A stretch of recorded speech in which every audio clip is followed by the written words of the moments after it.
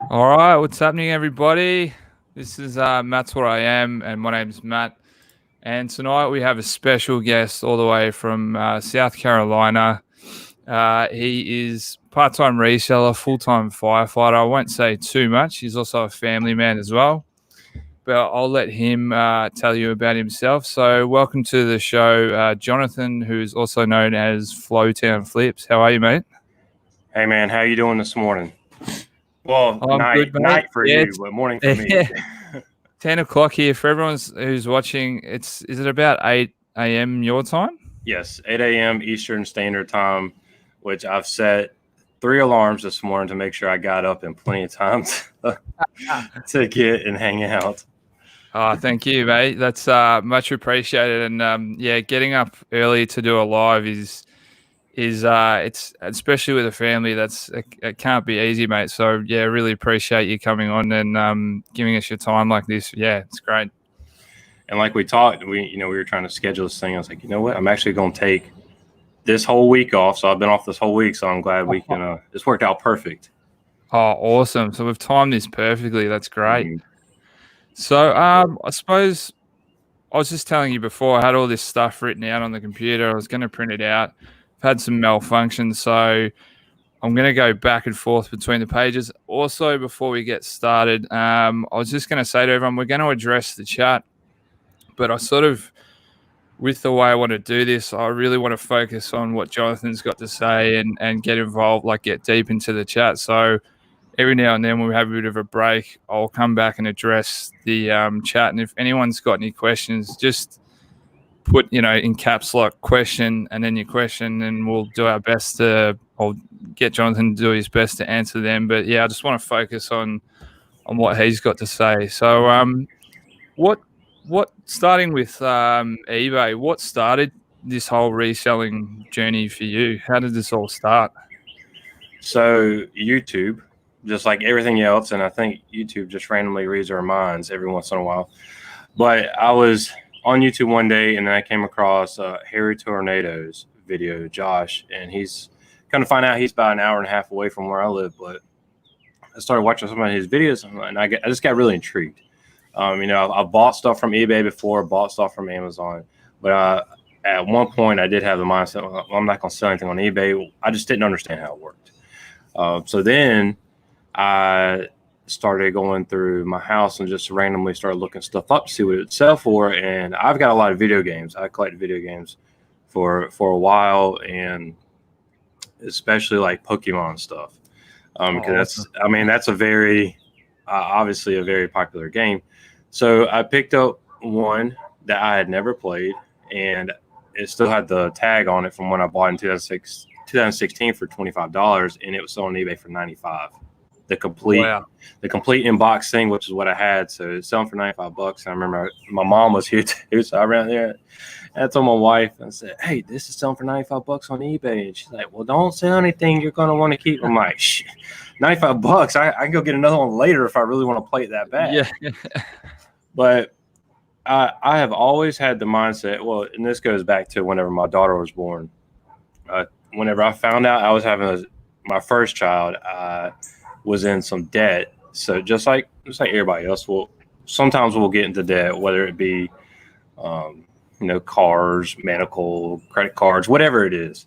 So I really wanted to get rid of that stuff. So back then, 3 years ago, I worked really hard. I started my own lawn company and started paying off debt that way. So the entrepreneur mindset and the kind of the side hustle has always been there for me. So jumping into the eBay side of it it wasn't new, so to speak. So it wasn't like I had just randomly thought that I could do this. I mean, I kind of had that hustle, so to speak. So that's interesting. So you've always had that sort of entrepreneurial, I can't even say that properly, but you've always had that drive to just want to be your own boss and to do your own thing. And did that come from anywhere, like pre-YouTube or pre any of that sort of scene with reselling? Where did you get that from? Is that from is that just what you did when you were a kid, or is that, where did that come from, that drive?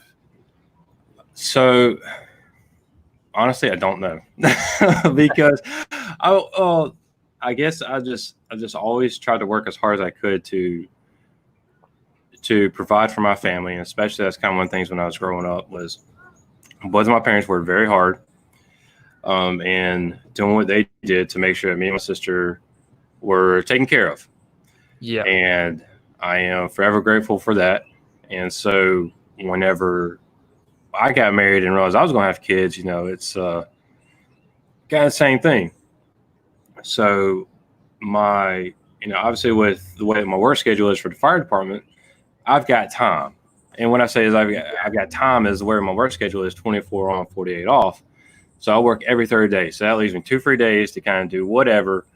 And so I just work. Obviously, I relax when I can. As we said, we were talking in the background. I went to the beach yesterday with my family because that's what they want to do.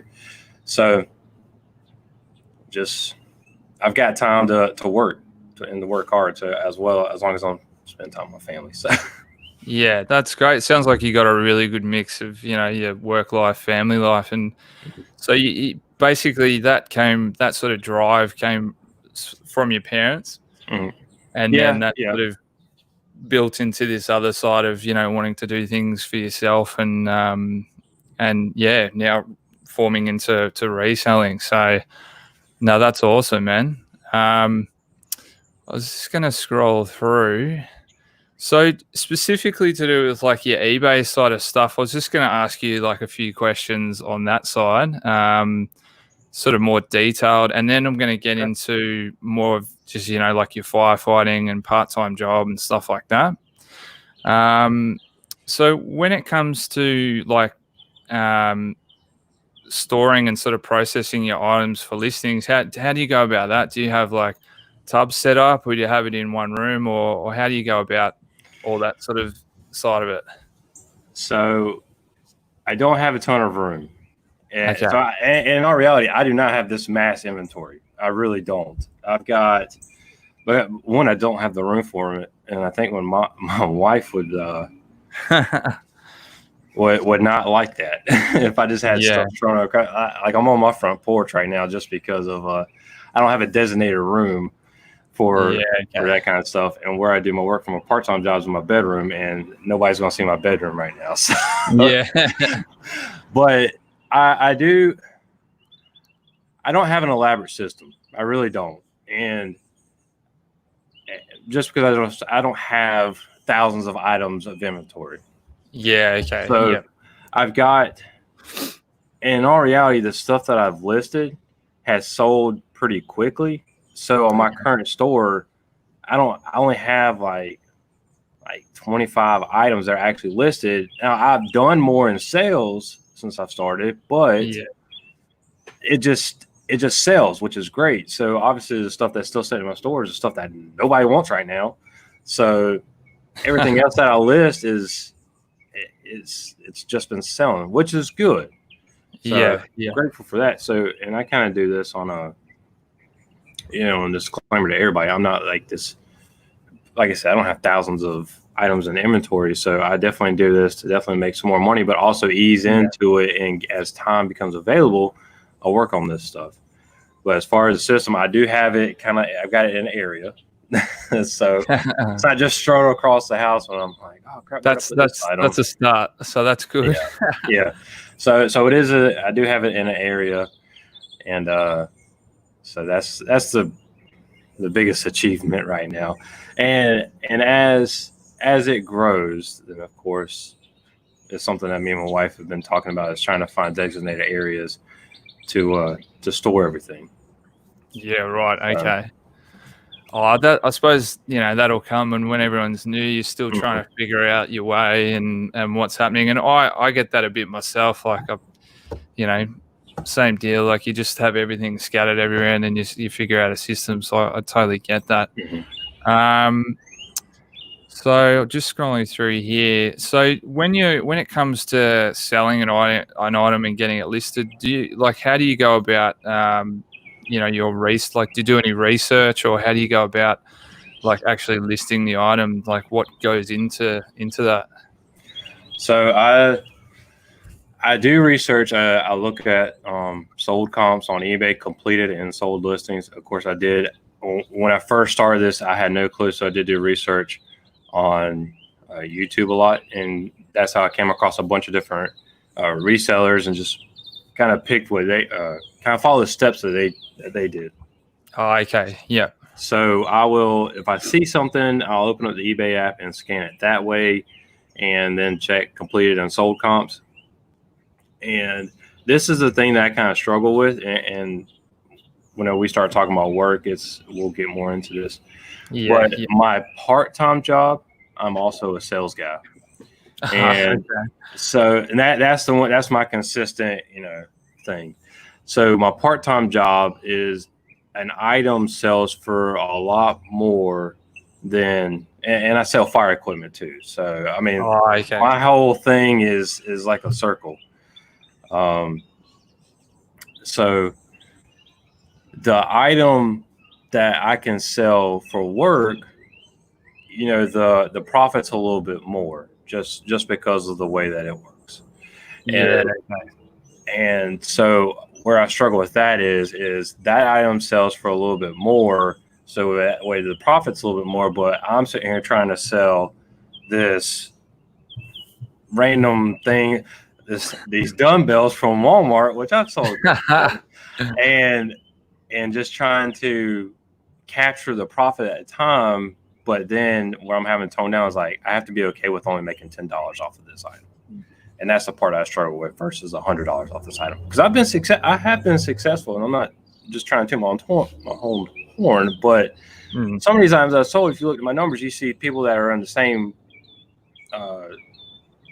same numbers for their 90 days, and they've got like $15,000 worth of items, but their items sold are hundreds, or so they take a lot of it's a lot of small profit, which is good, but that's just something I struggle with. Is I got to be okay with taking that smaller profit and not on that other. And I did see a question popped up on the.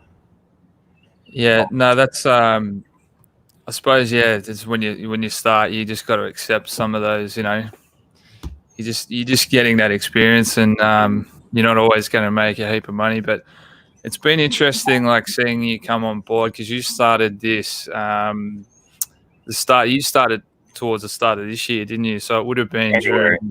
Yeah, right. So you've come in like right into sort of ISO lockdown with COVID, and this is So is that something you've thought about? Like, how am I going to go at this once everything's sort of fixed up and back to normal? Like, have you ever thought about that? Yeah.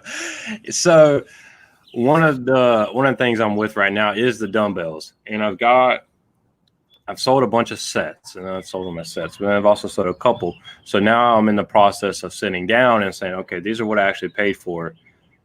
Cut down the profit now, and just be okay with making $10 a set, so to speak. So analyzing that and actually figuring out like what's okay, what am I okay with cutting out or going along with. So and other items in general. But the dumbbells is the one that I really jumped on the bandwagon, because, I mean, in all reality, they're talking about there potentially be a second wave of it coming into fall. So it's kind of one of those things where, hey, did I just luck up now? And I've got these, and then, we might have this thing again in the fall, and then it's back to where it was. Yeah. Same thing with the basketball cards and the baseball cards that I can't get my hands on at all. Yeah, right. Okay. Yeah. Well, so is that something, have you had experience with like the cards and the sports sort of stuff with eBay yet? No, I can't.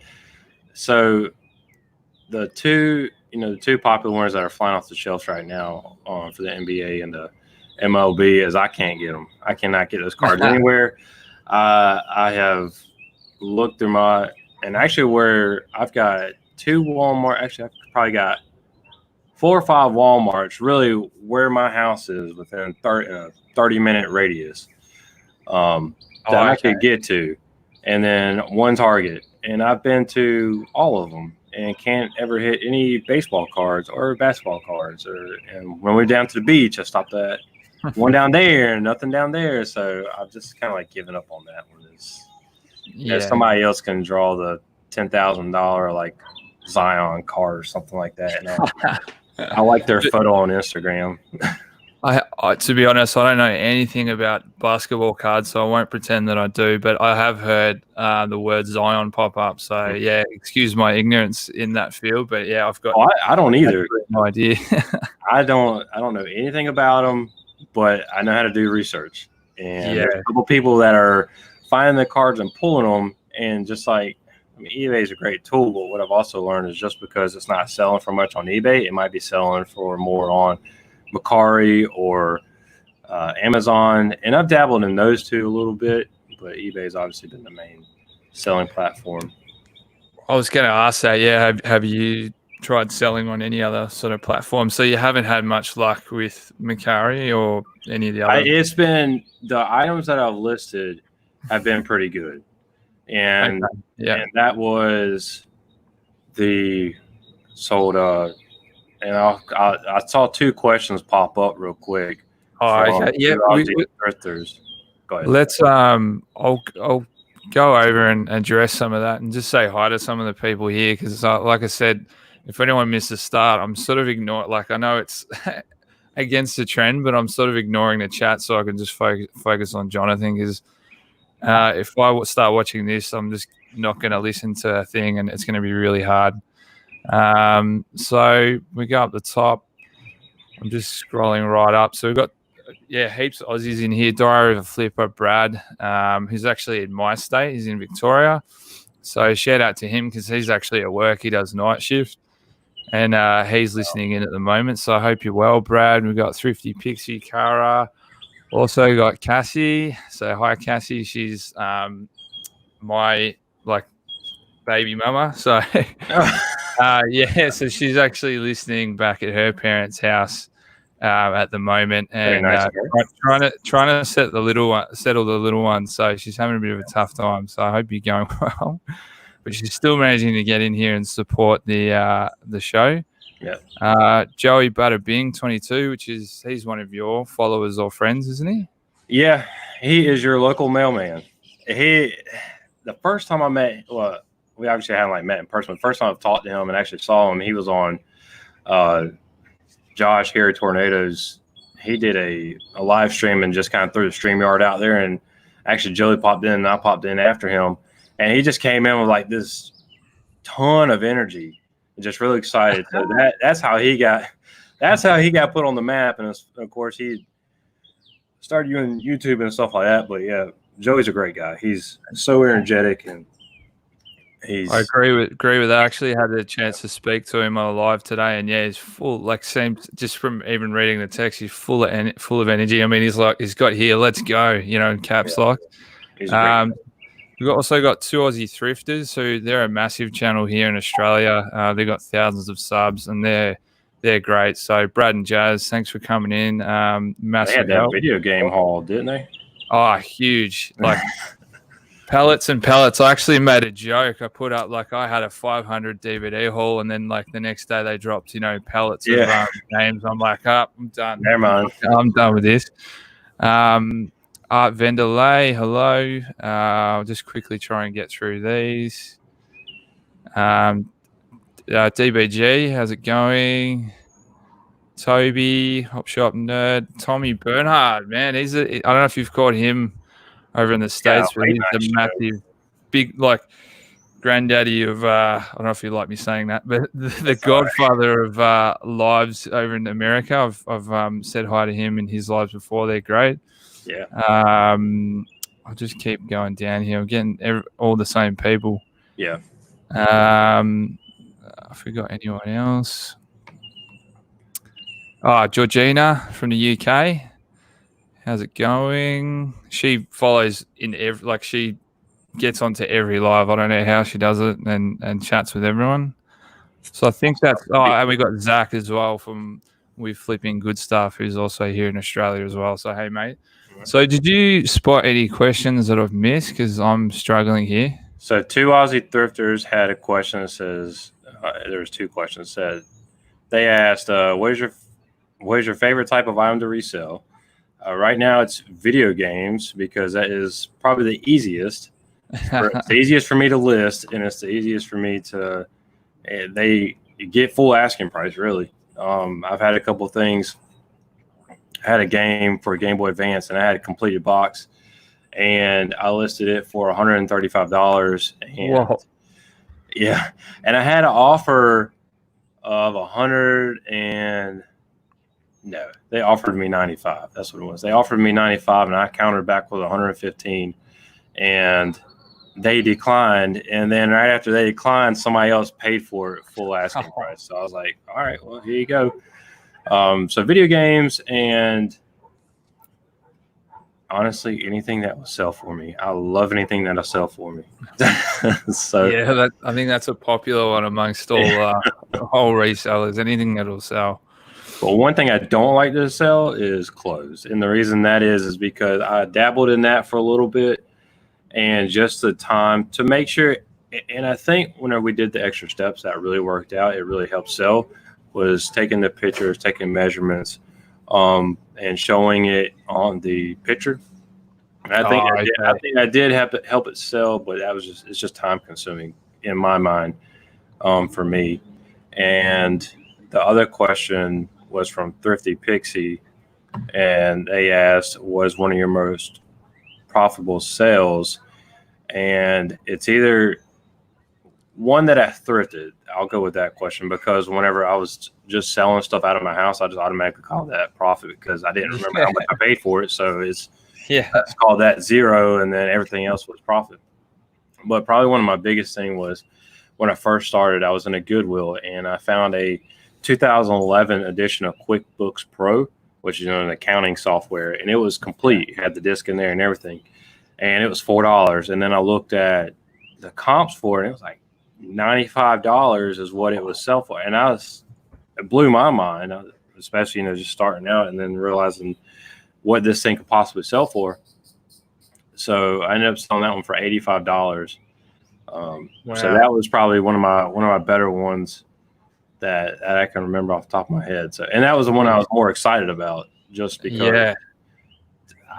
Which I get it now after I looked more into it. Was those everybody liked? I guess the people that bought it liked that operating that style, and plus everything now with QuickBooks, I believe it's like online, and you have to pay per subscription and stuff like that. So okay. Those bigger, manufacturers go, and the software goes, like, it's hard.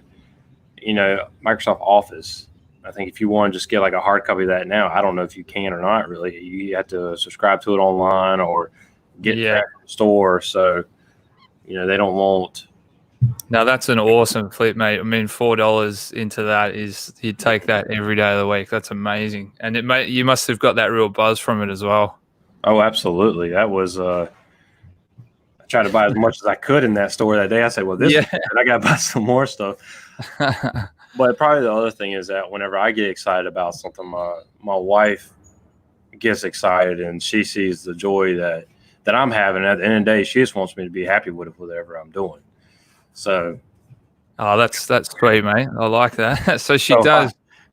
So she's not actually too interested in reselling herself, but she does fully support you in the reselling business, so to speak. Yeah. So all the different. So, man, like I say, when I hustle, I hustle. Like if I know, and it seems to always be like whenever I find out I have another kid that's being born. Oh, they're gonna start weed eating beside me. What's that in the background? My neighbor. It's all right, man. You can't. It's not that bad over the mic. So don't stress. So, when I find out I'm having a kid, I guess that's when I work even harder because I'm like, all right, we got to save us some money because of medical bills. So not only did I resell, the resell has just been my latest thing, but I cut grass, I delivered food, whether that be for DoorDash or Grubhub, and then I worked for Domino's for a while. So I always hustling as much as I can. Yeah. So you got that sort of inherent feeling that you get as a parent, you know, when you know someone's coming in the world that you're responsible for to just really push and do better by the sounds of it, which is, you know, man, that's awesome, man. How'd you find doing like being involved with the food delivery and that? Like, was it really sucky, or how'd you find it? Like, what was it like?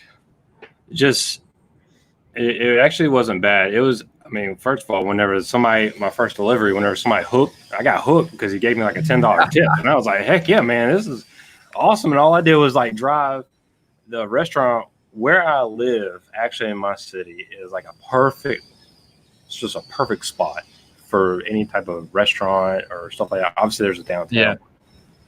It was really great. But anyway, he tipped me $10, and I just had to drive a mile to go get his food and take it back to him because he getting get off work to go get his food. So, and then with Domino's delivering pizza, I hustled like crazy, and I made $1,500 in a month. So, wow. Which, I mean, you think about delivering pizza, I worked my tail off of that, but whatever. That was my experimental time with delivering food, and I probably won't do it again unless I have to. But that's the other thing. I'm not above. Let me rephrase it. All right, disclaimer. Within reason, now I will do whatever I need to do in order to make some money. So yeah, okay. Oh, that's awesome, man. I love to see that in people that, you know, whether it's mopping floors or scrubbing toilets or whatever the hell it is. I love seeing that sort of drive in people. That's just like, I don't care about your judgmental side. Just I got to do what I got to do. So that's awesome, man. I really, admire that. Before we continue, a couple more shout outs. So I've got Red Worry in the chat, who's actually one of my best friends.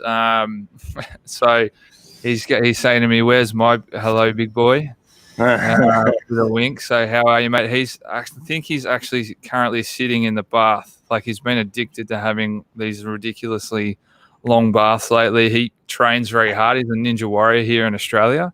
Oh wow! So during the off season and that, he's training ninja warrior as his full-time job now. And yeah, he's always sore and he's a ripped guy. So I don't blame him for the long baths. So, plenty of ice baths and stuff like that. He likes the hot baths, but yeah, he'll Zoom me and others in the bath and just chat for hours. He loves it. Also got Poon Chips, who's actually Pete, who's in the same circle of friends, and I've been forcing him getting on his case to actually get his YouTube started because he's a massive gamer. So I'm really excited for him to start doing Twitch or whatever. We also got Mel Pryor, again in the same circle. Sort of pro basketballer. So yeah, we've got some talent in the chat. So I sort of like twisted their arm. I'm like, can you please come in and support me on this chat? You might not be interested, but just come and say hello. So that's the other thing real quick is what I absolutely am hooked and love about this community is it doesn't matter if your videos are great or not. I mean, people will come in and just support you. And I mean, that's it. I don't think my videos are that great. I mean, I try to do a little bit. I try to make them better. Like I did just recently buy a little bit of lighting equipment, not for obviously this, but for when I shoot, because I want to make some decent quality videos. I mean, the content is great. It might not be extravagant, but at least the quality, they can't say like, well, his lighting sucked or nothing like that. Yeah. So, well, I see you've got the microphone too, because if it doesn't sound good, it's really like, even if it's good stuff, it is kind of hard to listen, like to watch and listen to someone when it's really like tinny or like you can hardly hear it. So you got some cool gear going there, mate. Now I tried. I've watched a couple of videos as well as just trying to.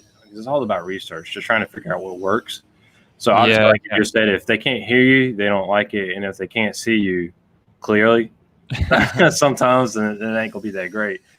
But audio and lighting, and it all depends. It really does depend, but definitely audio is very big key. I was watching a video the other day about something because it's another adventure me and my wife are going to try out. that's like overlanding and like camping and stuff like that. So watching some of these videos, and I'm like, man, I'm like, this dude's video could be so much better. And he's got like tons of followers because obviously they love his content. I'm like, man, if you could put like another mic on yourself and then another mic on your dude or the person that you're interviewing, then it would be 10 times better. But what do I know? I'm just a little on YouTube. No, I think you've got a valid point. I think I'm going to butcher this quote, and I'm the butcher of quotes because I can't remember them for my life depending on it. But I think it was something like, perfect is the enemy of good enough. So if you're trying to always strive for perfect, and this is what I was trying to say to Pete, who's getting his YouTube channel going, is just get it started. Like, that's my only advice, and the advice I've heard from other people is just get started, do something, and you can learn, and like yourself, pick up better equipment along the way, and just do it. Otherwise, you're just going to sit back and fantasize about this perfect bloody YouTube channel that it's not going to happen if you don't do it. So I reckon, like, I've watched your videos and trying to do like I was saying to you in the chat, do a little bit of research before we came in here, a bit of prep, and like your first video, you're just sitting down in the kitchen, and then like a few forward, man, you've got the camera in the boot and you're doing boot shots, and then you're like panning to this. So like you're really like stepping. I can tell that you're like trying out new things and you're stepping it up, and that's awesome, man. So good on you. I'm trying. And so go back and watch. So I really like doing lives like this stuff. I enjoy these more than making videos, and the reason that is just because of time restraints, kind of thing. Yeah, but you can't have a YouTube channel without. Wait, somebody was walking. Live interaction. Yeah. Get the neighbor in. That's it. Hey, man, you want to be on YouTube? No. But I like doing lives more. I like making videos just because I like communicating. I am definitely a people person. As you can tell, just from us chatting on Instagram and obviously coming here and doing this kind of stuff. But you can't have a YouTube channel if you don't have videos. So it's kind of like they go hand in hand. You have to do something. But one of the things I did learn is that just from doing research is you have to, your first 35 videos is what you need to aim for 35. Mm-hmm. And that's just one, and that people can say you don't need that many, whatever, but that's just what I've learned is that if you make 35, at least whenever you start getting subscribers coming in, it gives them stuff to watch because at the end of the day, they're subscribing to watch your stuff. So it said just make 35 videos as much as you can, and that's a good learning curve too. So make 35 videos. That seems to be the number for, I guess, the common person. I don't know. But you really, to build on that, like, you're right. You go and check someone out and they're saying that you see a video and then you go and look and they've got like 2 videos. You're like, oh, damn, I'm kind of bummed. Like, I want to see what else is going on and, sort of get a bit of a gist for what that person's like. So I think you're like, with your schedule, man, you're doing so well to get out the videos you do. And you can see that your quality in your videos is improving and like, you're advancing. So it's really exciting to see. And you definitely caught my eye. I'm trying to think of where I first saw you now, but like it definitely caught my attention. But thanks again. For everyone who doesn't know, I just cold DM'd Jonathan in Instagram, and sometimes I get a bit like I don't know, I think to myself, is this a bit creepy because it's just some random from the other side of the world like DMing someone? But he was so kind. It was just like, yeah, man, I'm down, like, let's not to quote you, but you were just like, yeah, I'm in, let's do this. So thanks, man, so good. So, and I was, so obviously when that happened, I told my wife, I said, her name is Jessie. I said, Jesse, a guy named Matt. I said, apparently from Australia wants me to do a live with him. I don't know how he found me or what. I said, but we're gonna make this thing happen. She's like, yeah, do it. I was like, so and that because. So just like in the fire service and just like this thing, I definitely put myself in the other person's shoes because, like I said, I'm not some huge person that's doing this thing. You know, like we just talked about earlier, I started this in January. So obviously this is nerve wracking to ask somebody like, hey, I don't know you and you don't know me, but would you mind hopping on my channel and doing a live stream with me? And here's some things that we'll talk about if you're okay with that. And when I ask the people, when I go to ask somebody too, like, hey, would you mind hopping on my channel? Even if I've talked to them before, that's still nerve wracking because at the end of the day, they could just be like, no. But if they do just say no, then you have to almost like write it off like, hey, I still think you're a cool guy. Maybe we can do this later. And that, kind of thing. But no, I'm great. I am grateful that you decided to reach out to me and have me on here and just, I guess, kind of share my story with kind of what I do. But one thing real quick, because I don't want the chat to get too far down. Oh yeah, let's address that. I'm really sorry, everyone who's watching. We've got 14 in the chat, and I'm just like I said, I'm just ignoring that to tune into what you're on. So Captain Op Shop Nerd. Yeah, that's he asked a question. He said, Jonathan, what is your thing you would call your expertise in reselling? And really. Good question, Toby. I guess, I mean, it would be video games because that is what I grew up with, but I could almost pick. I do a lot of research. And that's the thing is I guess you could say, like, yeah, I could spot a video game and know if that's going to sell or not for the most part, but I still research it. And just like anything else, I research. Trying to think. So during this stuff with the quarantines that were going on, just some stuff that were flying off the shelf that you couldn't get is, I saw Tommy's is baths. Apparently his expertise in baths, but I guess that's it. Could get dangerous in the chat. I could be wrong, but anyway. So video games is just easy, but because if you played any, then you kind of know what it is. You know, the older style, like the N64, NES, and SNES, 9 times out of 10, you can kind of look at those and see.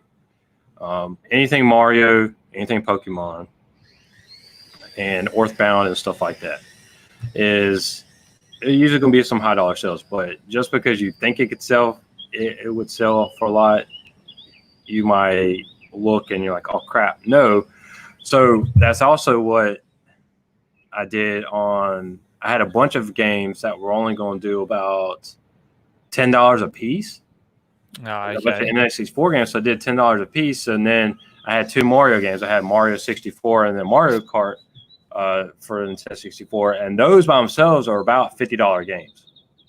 Yeah, so I just took those 2 and then lotted it up with like a couple more that I just wanted to get rid of and jack the price up. Oh, I say jack the price up, but I put a price on it for like $160, $150, and then it sold.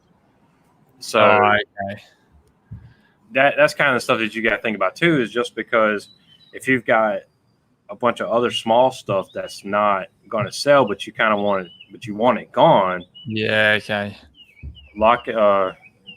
Put it up with something else that would make you some money. And then you can move that other inventory out. So it's like that whole, it's more attractive in numbers. Like if it was singled out and it was that one crappy game, everyone's like, bah, but it's got its friends there. So it looks like a nice sort of attractive deal. That's all. So I was going to ask that too. Like you've just started, but have you've gotten into like tactics for eBay? So like, are you relisting items when they go stale, or what sort of things have you learnt to sort of do to keep things moving or keep things selling during this time? So I check it frequently, daily. Okay. And you have to. You can't just you just can't set a price on it and let it sit. I mean, you can, and it might work, but kind of stay on top of it if you're serious about getting that item sold. If you don't care, then just go ahead and list it and let it ride. But what I do is I don't do the way I run, and this is just the way I run my eBay stuff. I don't do any auctions, and the reason I don't is because one, I don't fully understand it, and I guess you have to do something or do something. But I was going to do a couple of auctions, and then once I actually looked at it, I was like, I don't want to wait for that long because I know what it's worth. And then sometimes if you do an auction, you set for lower, it might not get to that. I get that what it's worth part. So I don't do auctions. I do everything as buy it now, and I put a best offer, and I do use the best offer. So I put what I think, what I would take for it. Yeah. And sometimes I won't even get that number. Sometimes, and what I mean by that is, say it's a $50 item, and I say, okay, the least I would take an offer on was like $35. They won't even do 35; they'll do 40, which then I'll counter, and I always counter. Don't just, I mean, I don't, but that's just me. But I don't just accept the first offer. I counter, and if I counter, they might they might accept it. And it's happened a bunch of times where then they would counter again, but then it's like, okay, they're just trying to nickel dime you as much as you can, so then I just don't accept it. And then that's the same thing that happened that one game is they shot me an offer of like, I had it listed for 135. They shot me an offer of 95. Now I went back at 105 and they decided no. And then it sold for full value the next time. And that happens a lot to a lot of people. So, but the other thing is I do promoted listing. So I just do promoted listing on the average. And sometimes it works and sometimes it doesn't. It depends on how saturated the market is. Because right now I've got webcams. Of course, I got all these webcams right now. But I've got webcams. Buy one off you, by the way. Yeah. So now what I'm going to do is I could probably lot them together and you can sell them. So if something's not selling individual and you've got a quantity of 4 or 5 or something like that, for example, then and if you really need one, I'll just send you one. No, that's I'll pay, mate. I'll pay. I'm not cheap. Appreciate it. But that's interesting. Like you've. I mean, I don't know.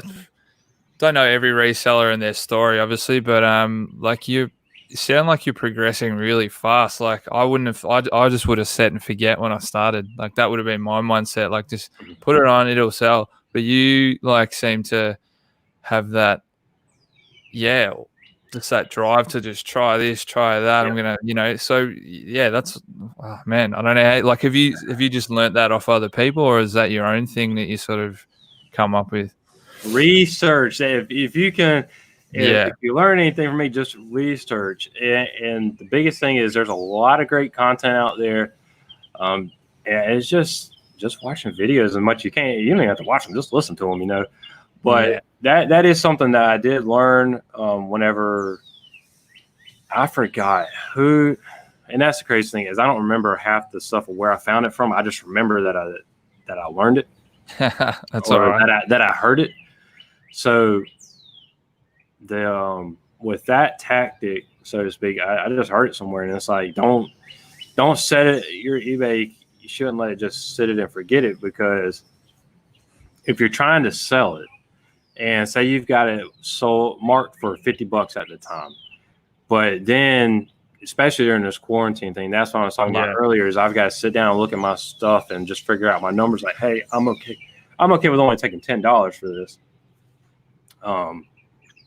That if I would just leave, like, I don't know, say dumbbells up for like $55, and then of course the trend goes away and they're still listed for $55 when everybody else is selling it for $35. I'm never going to sell that $55. So you have to, don't tank the price, because that's not fun for anybody. But you just kind of have to, adjust as much as you can. Yeah, just try. I think that's great, man. Like, as long as you learn that, like you've just learned those things and you're putting them in practice and into place every day with your eBay. Like, man, I can't wait to see how things stack up in a year's time for you. Because if you're doing that and you've got I know it's flooded over there, but you have a big market in the States. I reckon you're going to do really well on that. So that's positive going forward. And Tom, real quick, because yeah, Tommy did post something, or he did in the chat that said lots of bad information and content in the U.S. That's for sure. Or yeah, for sure. Fact checked everyone. A microphone doesn't make them a teacher. That's right.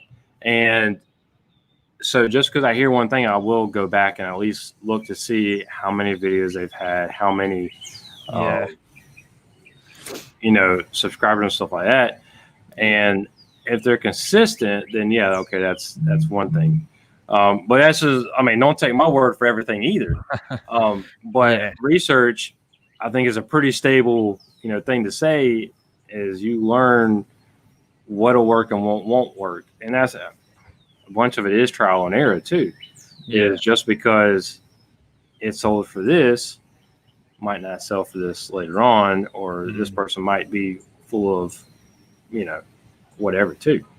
Yeah. So, well, I really think, like, from watching your stuff and a lot of others that I follow too, it's just genuine. Like, you're not pretending like you know everything and that you know what the next hot item is and this is going to sell for that. You're just genuinely like documenting on what's happening with your world, and people are able to watch that and take what they want from it. So I think that's really great. Yeah, because you can kind of tell the people when they, you're watching them and you're like, oh man, this is full of crap. Like, this is like a hard sell, and it just doesn't feel like that genuine side to it. I just want to try and, I'm getting lost. I definitely know how people how people feel getting lost in this chat now, because it's just. So I see. So the only thing that there's a couple, and obviously don't be stressed about the chat. I can help out as much as I can. There's two more questions that did pop up. Yeah. And this is getting into the firefighting side of it, which is Thrifty Pixie asks, do I prefer career as a firefighter or being a reseller?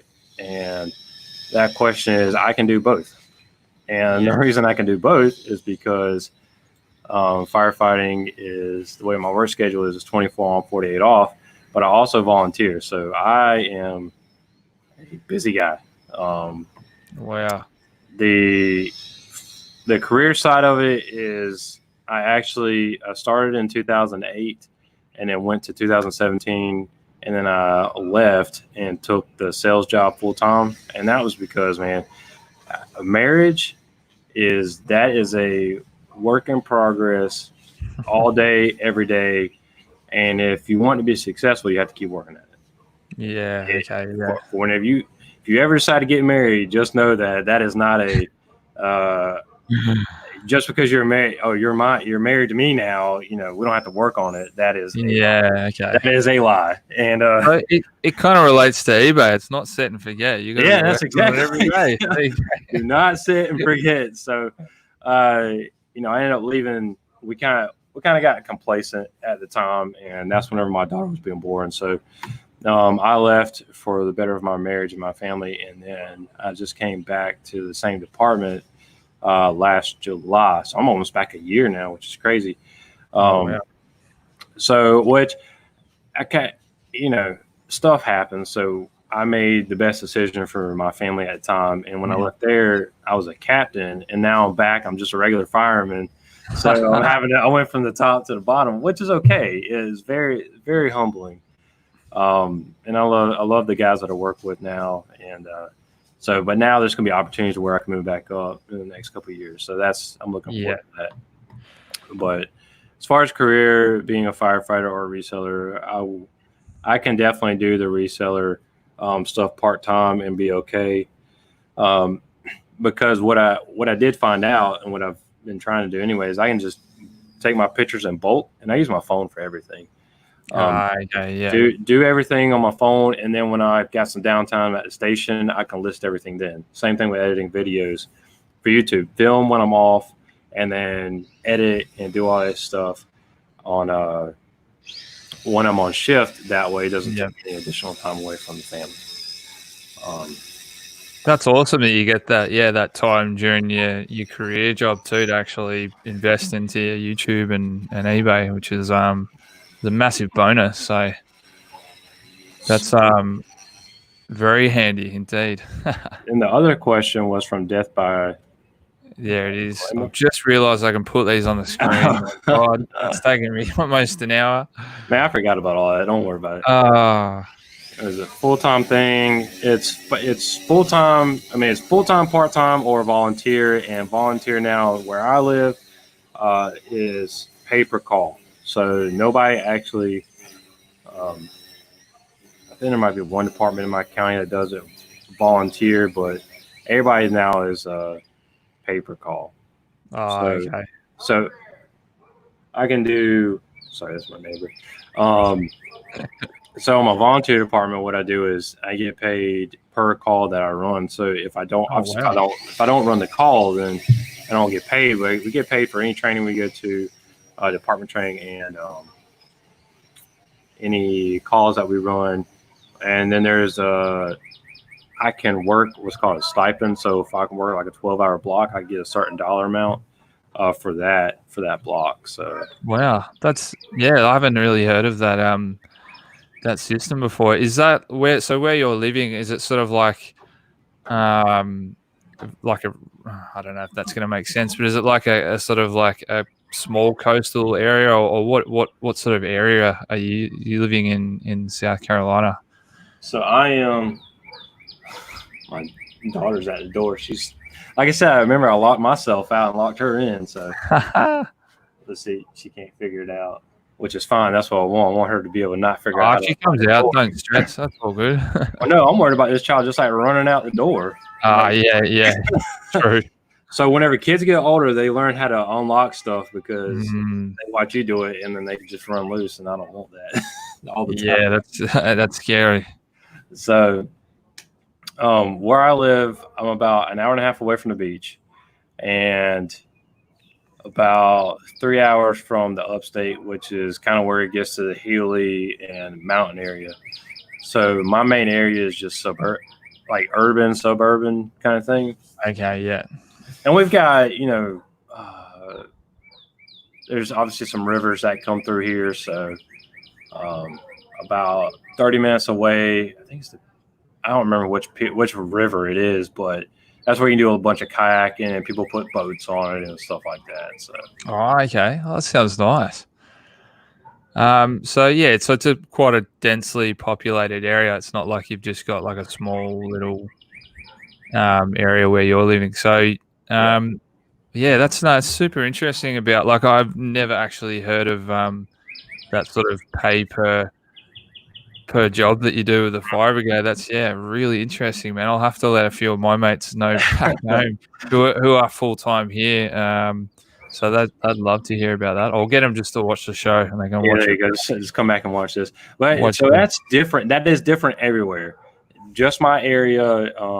That's just a program that was put together for us, like up north toward like the New York area and stuff like that, or the northeast of the United States. A bunch of those areas are strictly just volunteer. So it's going to vary like region by region kind of thing. Okay. Kind of what everybody does. So what happens here does not necessarily happen across the United States. Yeah, right. We're just very fortunate. But at the same time, we can only make, on that program, we could only make $7,000 a year. So there's a cap. Oh, wow. So, geez. Okay. Which, I mean, that's still like that's a lot of money to me too. Yeah. For kind of, running some calls. I mean, you think about the calls range. I mean, it really does. It's the length of time ranges. I mean, we could be on the way to a call and then get canceled, and then we get paid for that call. I mean, think about it, that's 5-10 minutes of your time, and you made a couple bucks. But that is just like reselling as well. Is you could list the item and it sells within 10 minutes, and you just made X amount of dollars. Yeah. But at the end of the day, it's all the small sales that add up. Yeah. Okay. Yeah. No, well, touching on firefighting, because like I said to you before we came into this, like, we want to talk about reselling, but really get stuck into, what you do and your life and stuff.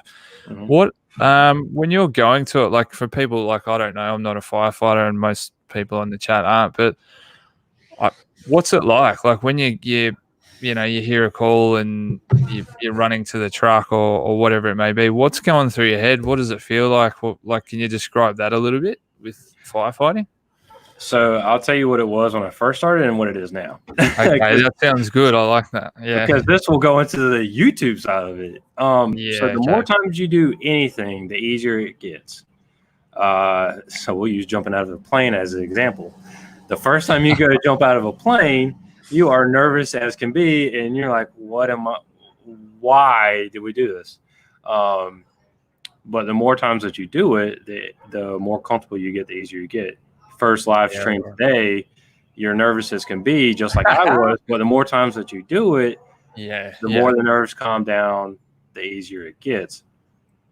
Firefighting, the first time that my first house fire that I was actually going into, not just showing up and doing stuff on the outside, but going into, of course, I was a nervous wreck. I was like, yeah, like, let's go kind of thing, you know, but nervous as can be, because I'm about to put my life in jeopardy to save somebody's property. And because you are literally walking into somewhere you're walking into a building that you have no idea the layout.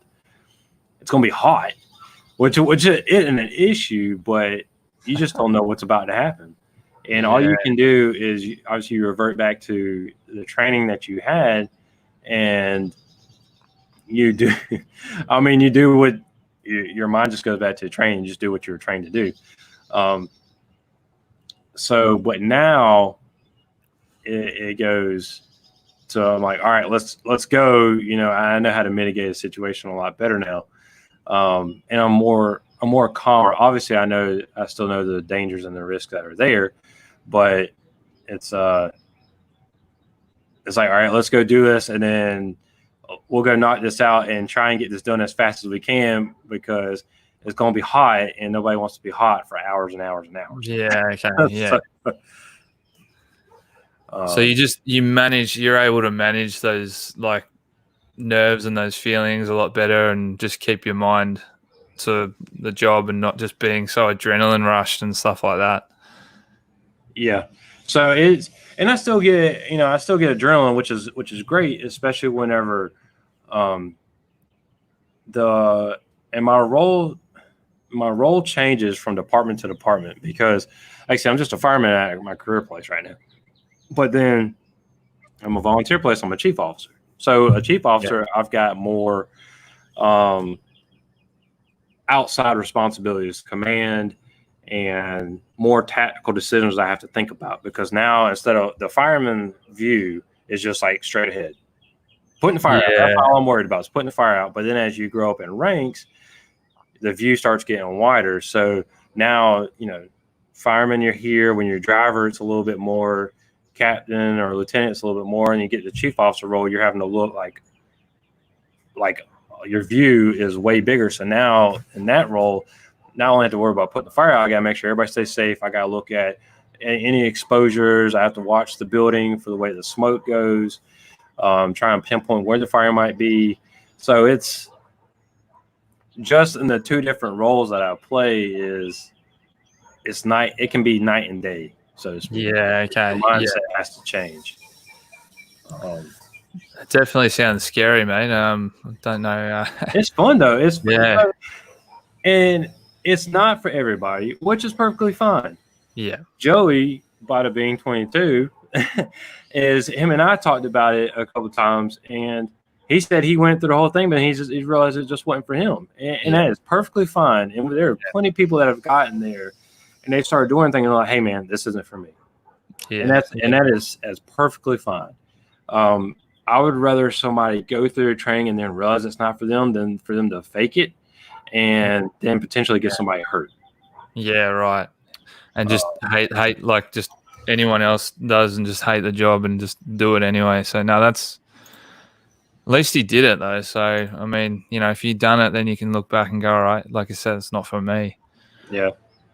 Oh my gosh, man! This chat has been. I'm just kind of scrolling through. I know. I think everyone's just. I can see a lot of plonkers coming out. I know everyone's saying that's a plonker, and I don't know what's going on over here.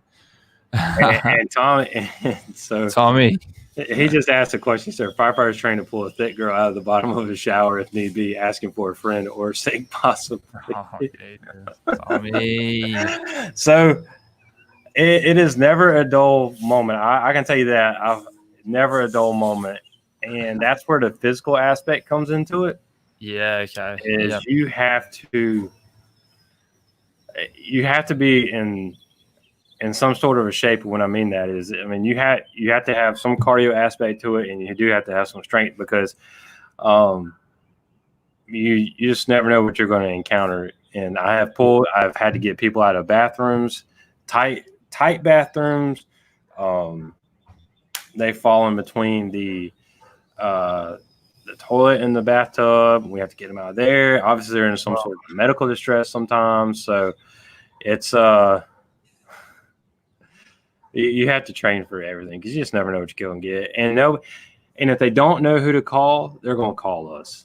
You dial 911, and we're like, oh, we don't know who to. We're just in the fire department, so we go to everything. I've gotten cats out of trees. I've gotten cats out of sewer lines. I've gotten people out of trees because they went to go get their cat. I mean, so it was, they call us during their worst times, and the best thing we can do is try and come with a little smile on our face, whether we want to be there or not. Yeah, try and help them out the best that we can. Well, yeah, you guys deal with some really, I'd imagine some really confronting stuff. So, and like I say, it's their worst time, but you're their only hope. So I suppose you just got to grit your teeth and do it. Hey,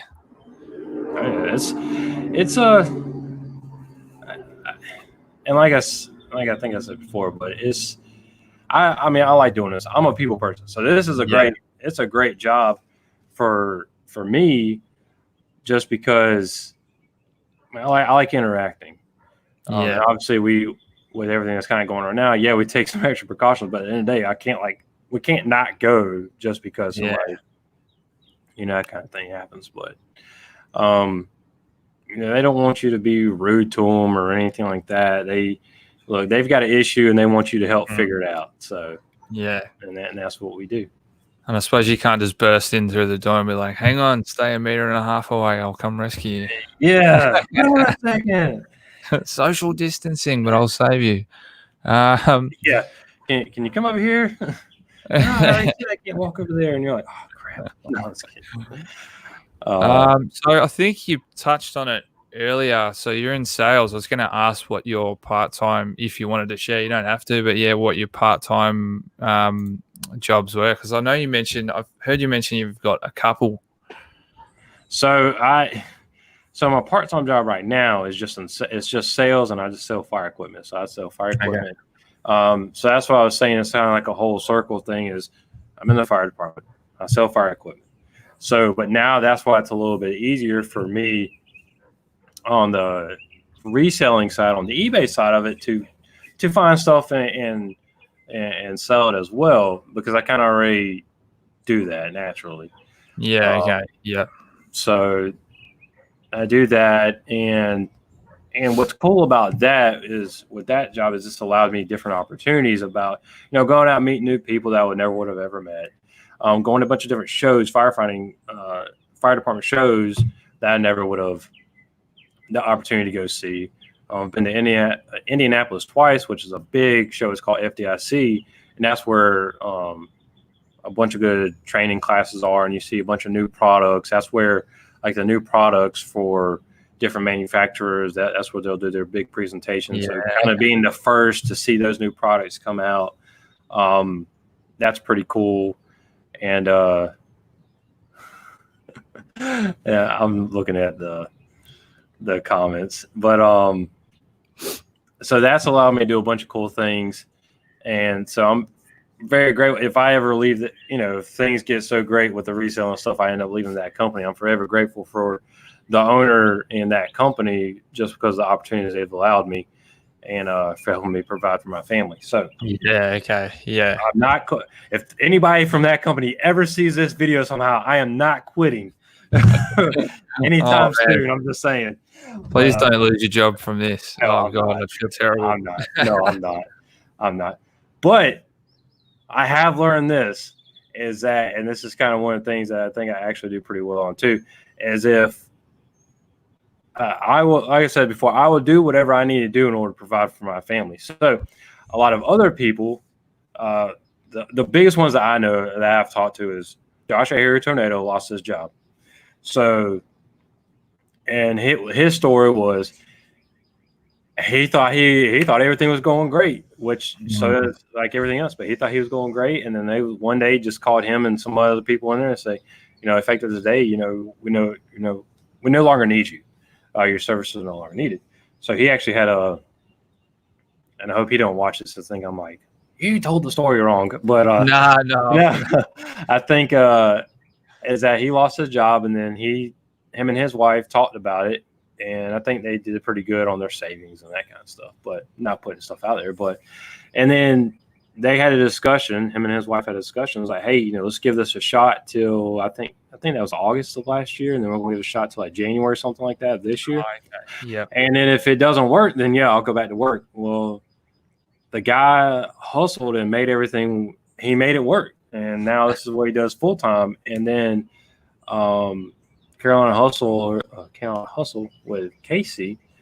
He lost his job too, and kind of the same thing is he talked to his wife and like, hey, let's give it a shot. And his reselling has been very successful. Yeah. It's just gonna look like I'm pulling like liquids from everywhere. I have my coffee down there and my water bottle back here. That's all right, mate. Stay hydrated. But no, that's it's a good sort of fallback, I guess. Like if you're reselling, if you did start reselling while you're doing your full-time job, if anything did happen, then you could just sort of go a lot harder and get something coming through the door. So it's cool. I've seen Harry Tornado, and man, he's just boomed. Like in this YouTube world, he's just bang. Like 1 minute he's on 10,000, now he's on 30. I'm like, this guy's So he read. And this is kind of the book that I was referencing to you. I think it's called YouTube Secrets. And if you've never, I have to get you that book. I'll hook you up. See, man, I don't mind, and that's the thing is, I don't mind. I don't mind helping as much as I can because, like I said, I literally try to help when I can. So that's why, when we were talking earlier, and you reached out to me, I'm like, hey, man, I don't think I'm no rock star by no stretch of imagination, but if you need somebody to come on and chat, I will come on and chat, and we'll help each other out. But that book references the 35 video thing that I was talking about. That's where that comes from. So I'll hook you up with that book. Don't worry about it. I got you covered. We'll talk on the old gram and we'll get that straight. Man, that's it. We're going from bloody 100 subs to thousands within a few months, so we'll be all right. So, but he talked about that book. So, and that's kind of how it goes. If you see somebody talking about their book or something, and they're saying, "Hey, this is actually how I did it," well, of course you're going to look into it too because you see the successes they've had. Definitely. You're gonna, if they've had success, you're gonna at least have a look. You'd be silly not to, right? So, and I will say, Tommy did say something in the chat again when we were talking about researching and stuff like that. And people do buy their subs, and people do buy their views and stuff like that. So you gotta be careful about that stuff. But if you see people communicating back and forth on their stuff, then there is some legitimate stuff there. Definitely. So, but Josh read that book, and I believe that he's put a lot of the practices into it. And you can actually watch just from his videos on how, production, so to speak, increased, and just some of the stuff that he said he's done. So I think that is I'm gonna get you that book, and you just that's definitely interesting. Yeah, because it always makes me think, like when I see these people and they're starting out, or they're sort of on thousands of subs is still bloody good, like to get to that point. But you see them go from 1,000 to 10 to 20 to 30 and beyond. You're just like, there's got to be, apart from like a bit of a snowballing effect and it catching on, there's got to be something to that. It's not just luck or purely hard work. There is something behind it. So that's interesting. This book, man, I'm interested now. So these guys and the two guys that wrote that book, Think Media is one of the channels. I know that channel. Yes. Yeah. Sean. So and that's where I got the lighting thing from that, you'll see in some of these other videos later on when I get around to editing and putting them out. But I watched some of their stuff. There's a bunch of good content out there, but you want to talk about somebody that just grew like crazy. There's this one channel. I think she changed her name from, it was The Content Bug, and somehow just randomly found her thing. And this is where consistency really plays a part in anything that you do if you're trying to grow. Is she started her channel 7 years ago, and just random, just stuff that she posted, and she was doing a blog and trying to promote that blog and stuff like that. And then something just finally caught. And then next thing you know, I found her whenever she was at maybe 5,000 subs. Yeah. And then within a course of a very short time, like maybe 6 months, now she's over 160,000 subs. And her big thing is kind of like the analytics of YouTube. So hers is more YouTube focused, but just that kind of stuff is ridiculous. Yeah, that's crazy. But like, it's 7 years. It's not like a you think about 6 months to a year thing. Like, it's definitely a long. If you're gonna try and strive, if that is one of your goals to have the subs and the views, like, man, it's a big haul. It's like anything, it's going to take time and a lot of hard work. So that's massive though. Yeah, they and there's a cut, and Tommy actually said again, Matt, part-time picker, he's got a great channel. I don't know if you follow him or not. Yeah, I've had a look at him. Yeah, he pumps out the videos too. Like, he makes a lot of content. It's crazy. There's a lot of people that I follow that they just, I really don't know how they do it. Which, I mean, I know how they do it. They just make time for it. But, that's what it boils down to, is just making time for everything that you want to do. And if it's important to you, you'll make the time for it. But they just pump out videos all the time, and you see their sales. And I mean, I'm just as real with you as I possibly can. Is my work schedule and my home life. I do what I can, and I am grateful for and I'm just grateful for everybody, just for the opportunity to do this with you, and for everybody that has subbed to my channel and has ever bought something from me, or anything. Whether we actually talk or not, I'm just grateful for everything. I'm grateful for every experience that I've had in life. And I think that's kind of what the biggest thing is, just be grateful for everything that's happened to you, whether it's good or bad. The good stuff changes you, the bad stuff changes you, and makes you who you are. So that's wise, man. I like that. I'm sitting back. This is really good stuff. It's just we've gone past eBay and we're into life lessons. This is what I want. This to be about. Get right deep into what your thoughts are and how you're feeling. So that's I like that, man. And like, I think if I do it to myself, your expectations are this, like, I've got to get this listed, this many, videos, and then it doesn't happen. You feel like a complete failure, when really you're just putting that on yourself. Like, there's no one standing there with a gun to your head going, you must do X, Y, Z. Like, exactly. It's your own self just beating you up for not hitting a target that you imagined in your head, which seems really crazy when you say it out loud. But and you can, it really, and it does go back to where priorities are and stuff like that. And one of the things that I did see, I think I saw it from Dapper Tiger Sam, and I think he got it from Cincinnati Picker, maybe. But when you're setting goals, or definitely set goals, and what he did was he had a whiteboard, and it basically said, kind of like goals, but it's just a way to keep tracking. It says items listed, items sold. And if you set a goal for yourself, like, hey, I'm just going to list at least 5 items, so you mark it down. And if you see it, I think you do a better job of achieving that goal. If you just tell yourself and you don't write it down, I think writing down goals is powerful, because you see it, and especially if you put it somewhere where you can see it, put it there, and it is more, it's right there in you, and you remember, like, hey, okay, I've got to list 5 things, or I got to list 1 thing. So, and on the eBay side of it, I think there is some sort of a power, though, list an item, sell an item kind of thing. If you at least sell, and now, does that happen all the time? No, but it is quite, a coincidence if you list a couple items and then one sells.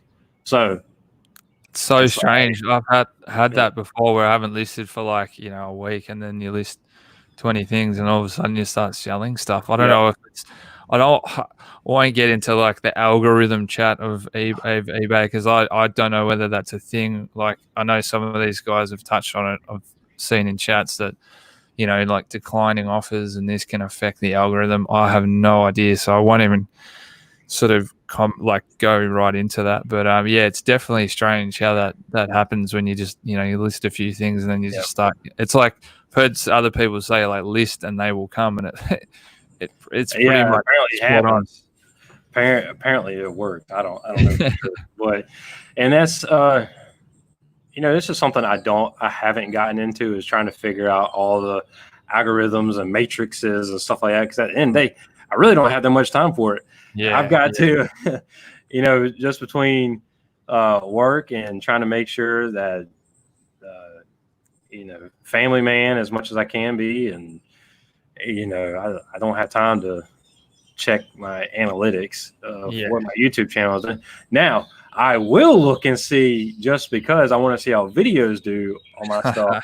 I will look and see, but the extent of it is YouTube Studio is an app, and I think you have to get that app now in order to really see it. But I'll look on that, and that shows you just the basic of subscribers that you have, subscriber changes, your total time watch kind of thing, and then how many views are on your videos, likes, and something else.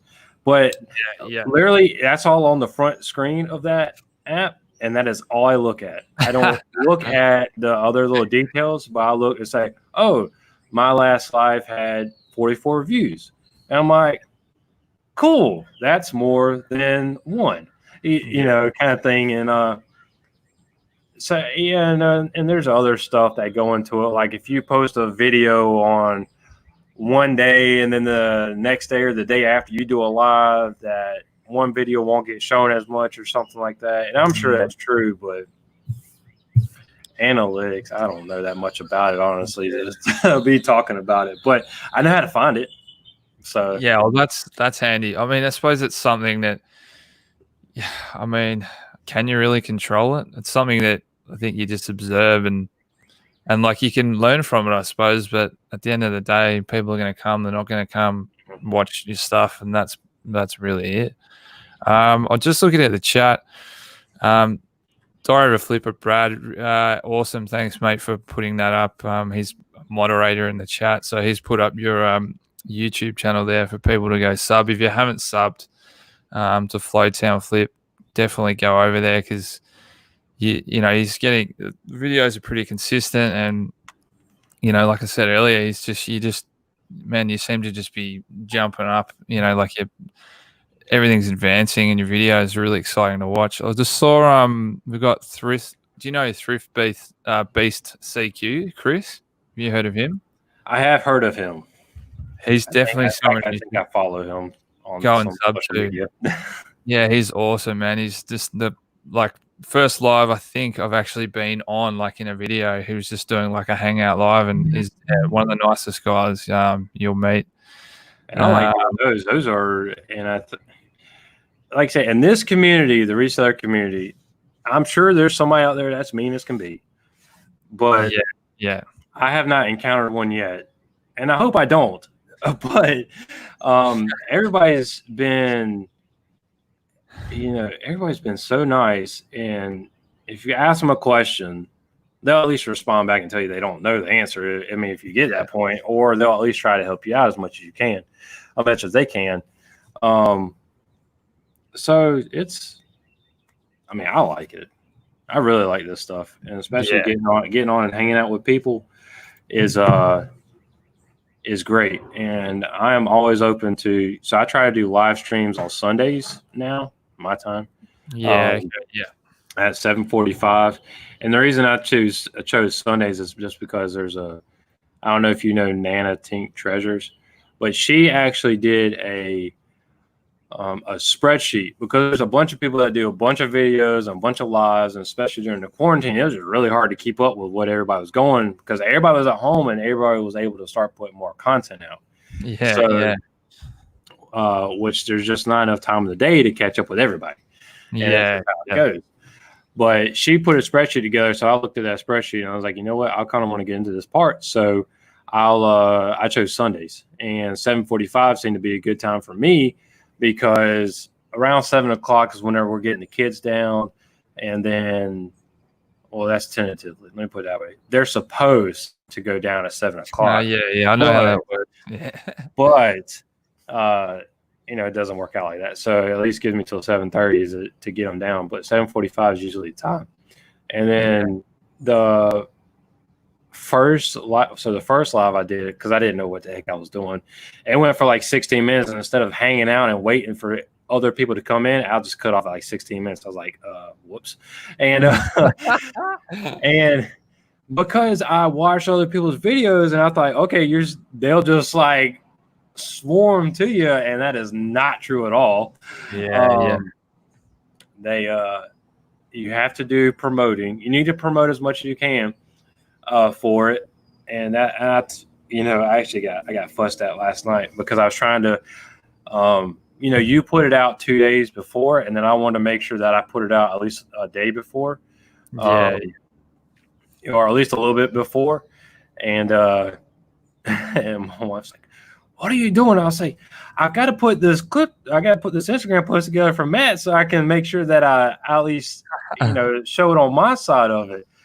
Oh, okay. And I was like, I'm working right now. But, but then my second live, I went for 2 hours, and that had like what I call the big names. And to me, anyway, I had, Kat, who was in here now. Hi, Kat. Flipper. She came by, and I think she came by on accident that time. Whether she'll admit it or not, I think she did. But just because of what she said in it. But and then she actually helped me out and put on her community post and for everybody to come over. So people from her side ended up coming over. Oh wow! And I had John, the DC Picker, Anthony with Froggy Flip, Sam with Dapper Tiger, Midwest Bargains, Jacob came over, Joey came over.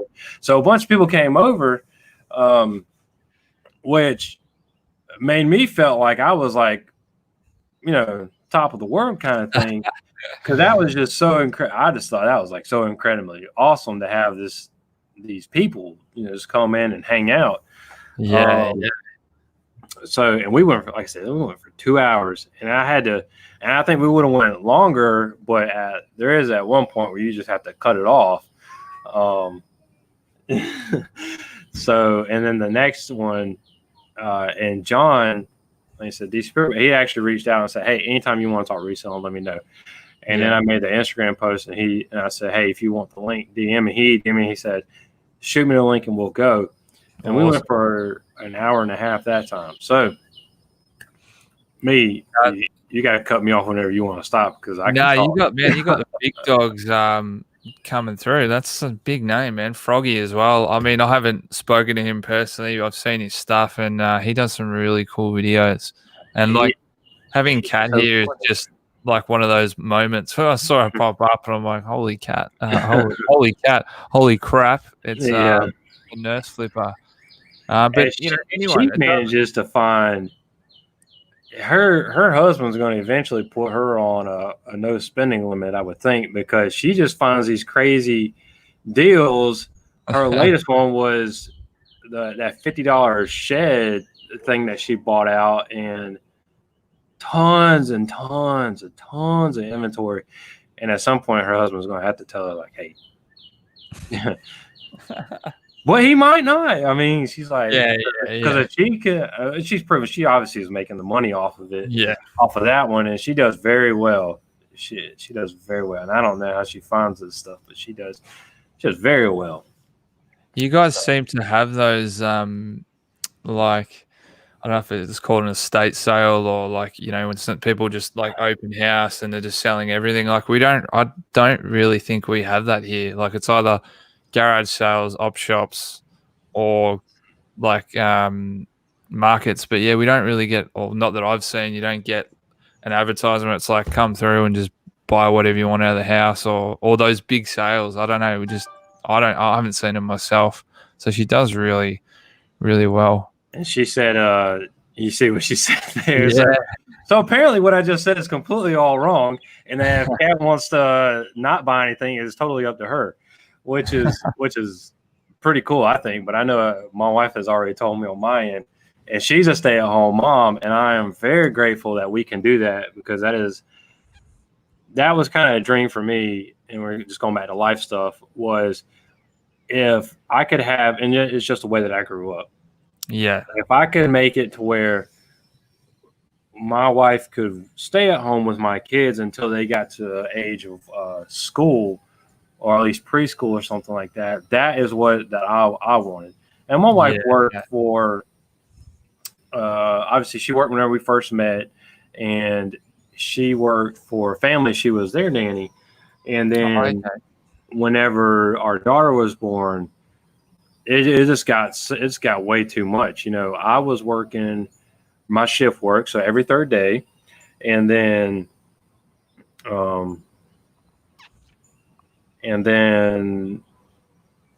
so she was working, and then she was working her 12 hours, 6 a.m. to about 6 p.m. And then and then whenever my daughter was born, it just got too much. It just got way too much. I mean, she was leaving at 6 a.m. Can you imagine?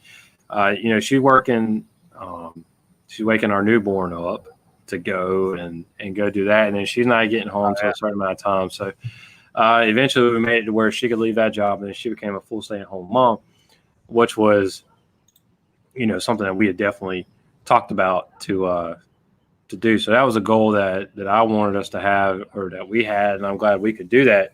And even just the reselling stuff now just kind of helps solidify that a little bit more. Like, hey, you know, with this other stuff going on, you know, you still hang out a little bit more. So yeah. But that was definitely I mean, she will put a limit on me. Back to Kat saying she'll put a limit on me. She's like, we need to get this stuff listed that we got first before we go buy more. I'm like, no, you don't understand. No, I think that's probably a good little rule to live by. Although in this point in time, like you mentioned, you know, possibly having a second wave coming up, it might be a good move to source as much as you can at the moment, even if you're not listing it. Because if that comes through and that shuts everything down, it's going to be it's going to become really difficult to source again, which is pretty sucky. But here's the other thing is, and this is just my opinion, but with some of the stuff, the word, and me and John talked about this on my live 2 weeks ago, was they came up about price gouging. And that word gets tossed around very loosely. And I actually had somebody comment on something on one of my eBay posts and say, this is price gouging, blah, blah, blah. I ought to report you to such and such. Very important medical stuff that is needed at this time that usually costs somebody $1, and you selling it for $50, hand sanitizer or a mask or something like that. Yes, that is completely price gouging. Now, a Nintendo Switch is not an essential item that somebody has to have in order to survive. Yeah, I think that they do, but they do not. So then the simple supply and demand came into effect whenever that. And I'll tell you right now, I bought a Switch and I sold it. But the way that I did mine, and to not make me feel as bad, was I did go and buy one, but I at least bought a popular game at the time. I bought Animal Crossing, and I bought another controller to go with it. So that the individual that bought it at least had a game that came with it, and he had another controller. So that is what I did, and and they paid up. I mean, they paid for it, and they got it in, and they were the happiest that they could be. In fact, that was probably like my worst experience. It was one of my best flips, was also my worst experience flip because for anyone on NDIS. Okay, so like I said, might not be right, but somebody can disagree, and that's perfectly fine.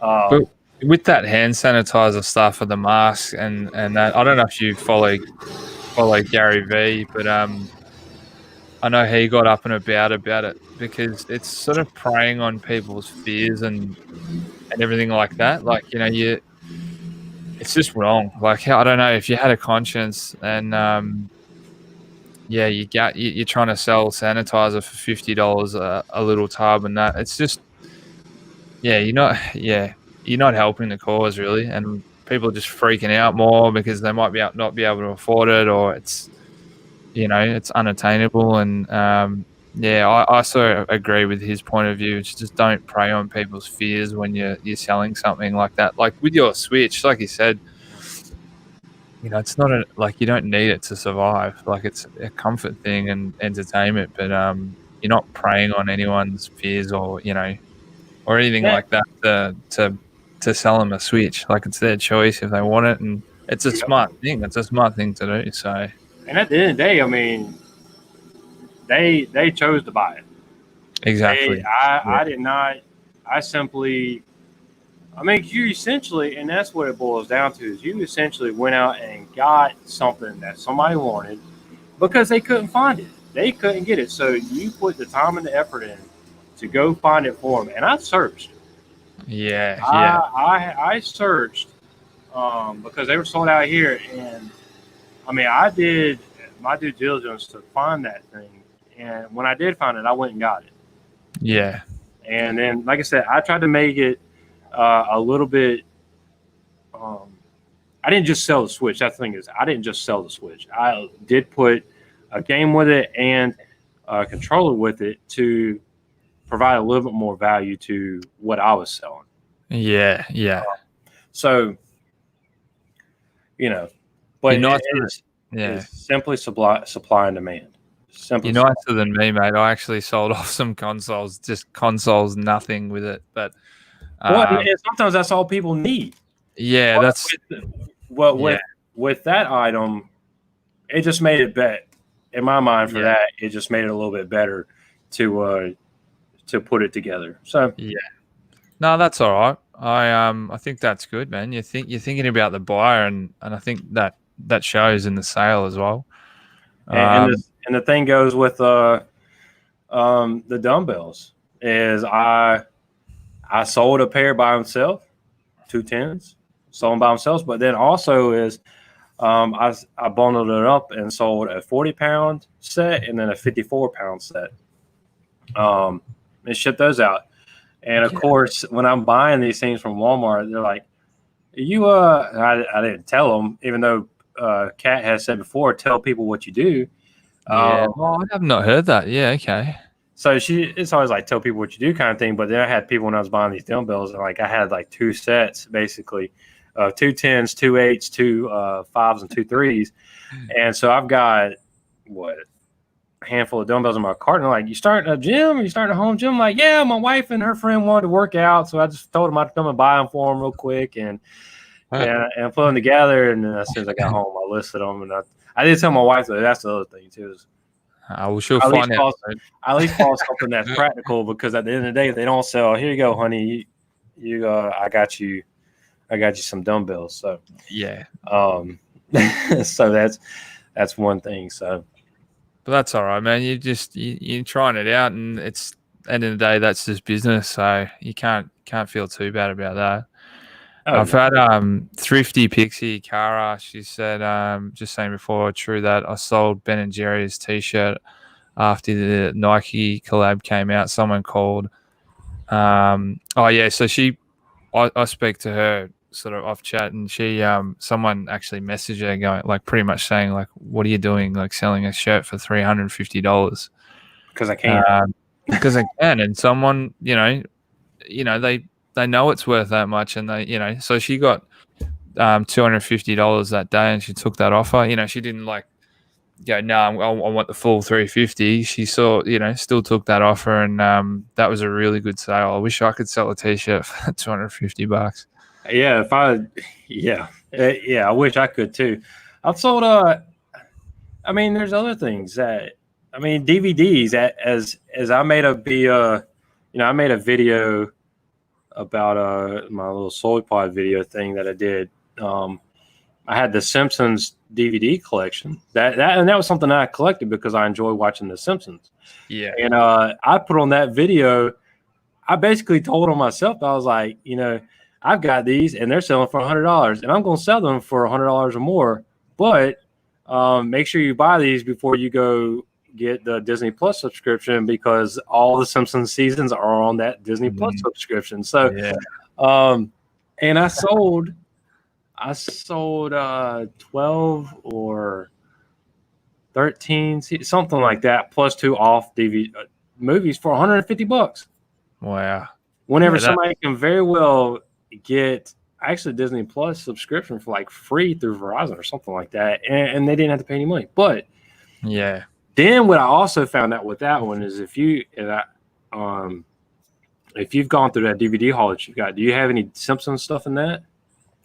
I actually don't think I have, oddly enough. I've got Simpsons stuff of my own, like just Treehouse Horrors or whatever, which is one series. But no, I don't. And any that I do find, because I do come across them here in the thrift shops here, or op shops as they're known here, they're in really bad condition. So you'd need like a disc repair machine or something to process them to get it all right. So I don't end up bothering in the end. So I just leave them. So here's one thing, and I found this. As much as I like The Simpsons, it never clicked with me, and I just didn't know. So Mountain Man Treasure, Troy, posted a video on, he talked about some of those Simpsons, and season 3, episode 1 is only on one. If you find season 3, like I said, the very first episode is one where it's got Michael. It doesn't show the actual Michael Jackson, but the one is that episode is no longer. It's not on the Disney Plus stuff, so you can't find it there. Because I went back and looked, it is not there. So it is only on that DVD, and they took it off because that's whenever Michael Jackson himself was going through all that stuff with his with the Neverland stuff, and so they took that down. And if you bought a new copy of that, which I don't think they're even making that copy anymore, it's not in there either. So, of course, and then I go and look after before I sold them, but that just right there, I didn't even know. So now I definitely didn't feel any bad about selling it for $150 because that person was getting something that is no longer available. Yeah, you can't find it. Did not know that at all. Hot tip, everyone, write that down. Season 3, episode 1. That's awesome. I'll be looking out for that now. I don't know. I haven't done comps, so like I'd have to obviously do comps over here to see if anyone's jumping on the bandwagon. But that's I do remember that episode. That was Lisa's birthday. Yep. And he doesn't look anything like Michael Jackson, sort of like big fat bald guy, but he has like, I think it was actually MJ singing too. I think I'm pretty sure they got him to sing for that episode. Not talk, but just sing. Yeah, it's something about that one. But so that's no longer in production or kind of thing. And then just the Simpsons themselves it's just really weird because this whole mess that just happened. is going on now. It's like season 4, episode 21 or something like that. They predicted this current thing that's going on. I mean, it's man, that's scary. Some of the stuff, and that one's on Disney Plus, so you can definitely go back and watch that one. But that one's pretty funny. Like even Donald Trump, like I saw one Donald Trump. Yeah, that was predicted, and like there was someone, I don't know if it was him or someone else on an escalator coming down, and like that exact. That's just, I don't know if it's just complete coincidence or they know something we don't, but it's so that's an interesting one to bring up, man. Now, of course, it is all up to interpretation as well, because it's supposed to. Yeah, it's all interpretation. Yeah, true. But it's selling stuff, man. It's so fun. It really is. It's a lot of fun just seeing what something will sell for. And yeah, it sounds like you're just learning all these little things along the way as well. Even something like that as an example is just, something not anyone else would really know about unless you really look and dive into something that deep. Like I said before, it's all about research. All about research. Yeah, just everyone keep that in mind. I've got to keep that in mind too, because sometimes I get a little bit a bit lazy with that. And by the way, pools right now are selling. If that's the case, pools are selling. I sold 2 pools for $139.99 plus shipping. And so you ship, like, what size is the box for that? It was an 8 by 30 maybe. 8 by 30 Intex pool. I got it from Target. Paid $50 for them, and both of them sold the same day. I had one person text, and luckily they paid $35 for shipping, and I think it ended up costing me $38. So when it comes to shipping that stuff too, is I try my best. If I can figure it out, I'll figure it out. The shipping cost. Sometimes I know a video game is going to ship for. It's obviously going to be under a pound 9 times out of 10. So normally it's about $3.28. Normally. So if I put $5 shipping on there, that's going to cover it, even if it does cost a little bit more. Yeah. Okay. And whether some people think that's the right thing to do or not, that's definitely they're up to, opinion as well. Yeah. But. And Sam says in the chat, Intex pool are new puzzles. Yeah, I still need to sell the puzzles that I've got. But so it's crazy themselves. And like I said, it's an 8 by 30 pool, and the woman, I say is a woman, the person messaged me and said, "Hey, is this coming with XYZ?" I'm like, and I looked at the box and I read it verbatim, or I, replied back verbatim what it is. And then they turned around and paid for it, full price. And then I didn't realize it, but then as soon as that one sold, the last one was sold. And I told my wife, I was like, "Oh crap, they both sold." Now, so then that person got theirs a day late because I didn't realize it sold. But so pools are selling, pool covers are selling. Oh my God. Which if you think about it, some states in the U.S. are still, they're opening up for phases or, XYZ or whatnot, or they don't want to go out. They just don't want to go out, true. Yeah. Which is perfectly fine. They don't want to go out. So they look on eBay, Amazon, or whatever, and I might pay some more for it, but I don't have to go out and then, and potentially risk, getting sick or whatever. And I can have it shipped right here to my house, and then I just deal with it.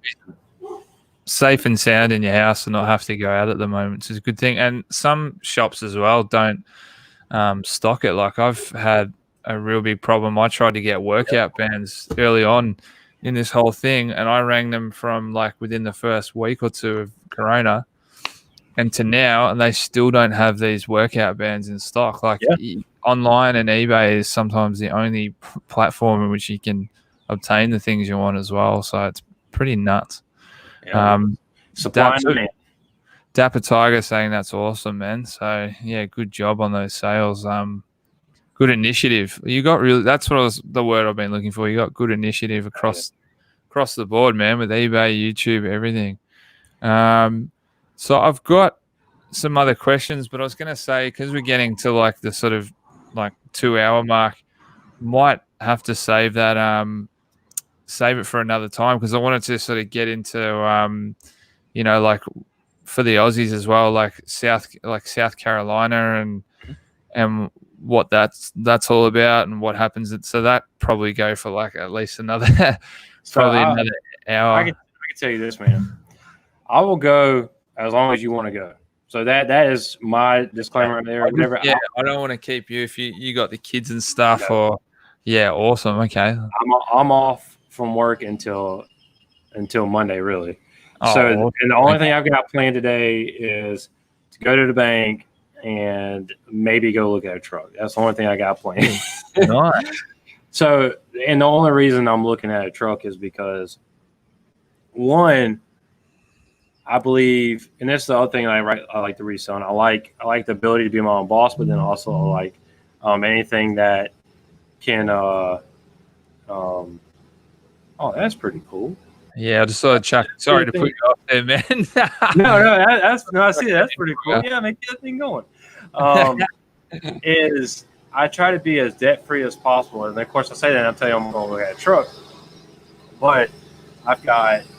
And I'm sorry if you hear the lawnmower. It's not that bad, man. It's all good. I thought that if I came on my front porch and did this, I would have plenty of lighting, and then it's a night. It feels good outside. You know, my kids they're up now and stuff like that. But your neighbor's just like, oh, my neighbor's out here cutting the grass. So that was going to YouTube. I better go out and start cutting the grass. But here's the thing about my neighbors, and this is, I hope I get to this. Man, I really hope I can make this later in life. My neighbor is 90 years old. Him and his wife are in their 90s. Yeah, wow. And my man is out here cutting his grass right now. That's awesome. He's on his lawnmower cutting his grass. So he's out there, and his wife is just, she'll come out here and she'll do garden work, and she's out here working. But what she told us was like, never slow down. If you slow down, that's when stuff starts going downhill. So my dad just retired from his job, and he's I don't know. he's like in his early 60s, something like that. It's all good, man. I'm terrible with ages as well. If he ever comes in and sees this video, because I told him, he was picking on me yesterday while we were down at the beach. He said, "Oh yeah, I remember you told me you were on YouTube, so I finally looked it up, and your videos are hilarious." I'm like, "Yes, because I'm your son, and you think everything I do is funny." So, but that's what I told him. I'm like, dude, he was just talking about his. Now that he's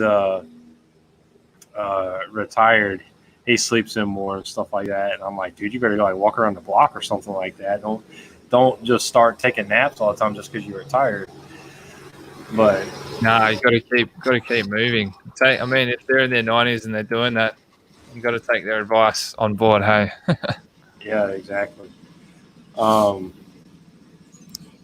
what were we talking about now? So yes, I was going to say, well, if you can go for a bit longer, I'll definitely quiz you. I had written down. I do got to take a bathroom break real quick, so I'm gonna take. Yeah, no, go for it, man. Yeah, do it. All right, how's it going, everybody? Let's see if I can hold my own while he's gone. Sorry about the chat tonight as well. Like I said a couple of times, just really want to focus on the person I'm talking to and give them my full attention, because I feel like if I'm just looking at the chat the whole time, I'm not really even listening and concentrating on what they're saying. So sorry, everyone, if I missed your comments there. See you to Toby. He's heading out. He's got to go pack. How's everyone going anyway? Yeah, look, it's been an hour and 48. Actually, that reminds me, I don't think I've ever caught you or Tracy actually popping out for a toilet break during like an 8-hour live. Don't quote me on it. But that's actually something I've never even thought about, Tommy. So I don't know if there's a secret to that. There's a way that you sort of gear up for your lives so that you don't feel the need to go to the toilet. But what's this say? Thanks, man. Yeah, like Jonathan, I mean, he's a super easy person to talk to. We've spoken a few times on Instagram, a few messages back and forth, but man, like he's just super nice and easy to get along with, and free flowing. As you can see, this chat's going along pretty well. So I'm thankful for him and everything that he's doing. Who we got? Yeah, I know, man. We got Diary of Flippo Brad. Yeah, it's been a big stream. I thought I was going to try and keep it to sort of an hour because I want to be respectful of his time. I don't really have any obligations here tonight. But yeah, he's what we got here? Oh, Tommy has a live stream catheter. Well, that's actually something that came into my head. It's a bit sick, isn't it? 3 fingers in a bucket. Oh, man. All right, so he's just joining us back now. Yeah, if you guys haven't subbed to Jonathan, head over to his channel. He's on Instagram there, FloTownFlip, and also on YouTube as well. All the links are in the description. We just started talking about they were asking if you needed to go to the toilet, and I was saying it's something that I've never actually considered with Tommy, because sometimes they have Tracy, they have like 7-8 hour lives, and I don't think I see them go to the toilet once. I don't know how I could do it. So no, so I did drink coffee. I was drinking coffee earlier, and I was drinking water, but no, I didn't have to go poop. I just had to. That was Tommy's question. Yeah. Well, hey man, if you gotta go, you gotta go. Yeah, exactly. I mean, it happens even in the professional tennis, man. Like they got to go, they stop the game. So no, here's the one that I don't understand. You racing, NASCAR, they're peeing in diapers. They have to. I don't know for sure, but they do. I have heard a few times in different forms of racing that probably maybe not pooing, but definitely weeing. They just go in their suit, and it's probably so hot anyway that it's going to evaporate or it's going to dry up at some point. But imagine swapping, and like you're swapping drivers and you've just done a massive wee in your suit. I don't know how that might works. be a little wet in that seat. I'm sorry. Yuck.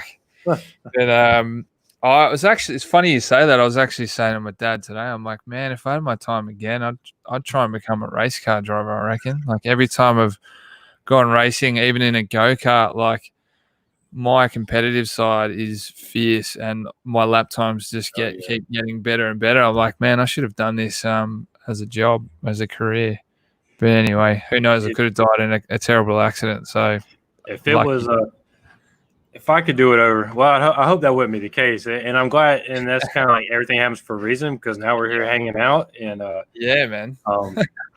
But if I could do, probably if I could do some stuff over, is me, and this goes back to me going and looking at a truck.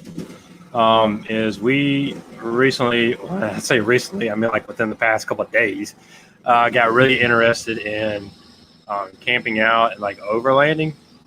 Yeah. And I'll send you an Instagram page on Instagram on awesome. I'll tell you what I'm talking about. Yeah.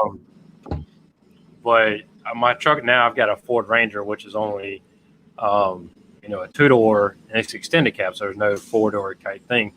So I got that truck for work, but basically, I'm on the road for my part-time job anyway, so it covers a bunch of stuff. But I still, thought process is, one right now is if I need to take a kid somewhere, or if I was going to take a kid somewhere to give Jess, my wife, a break, then I would then leave her. I'd have to get in her car and take the kid with me. But now she's at home without a means of transportation to take the other kid.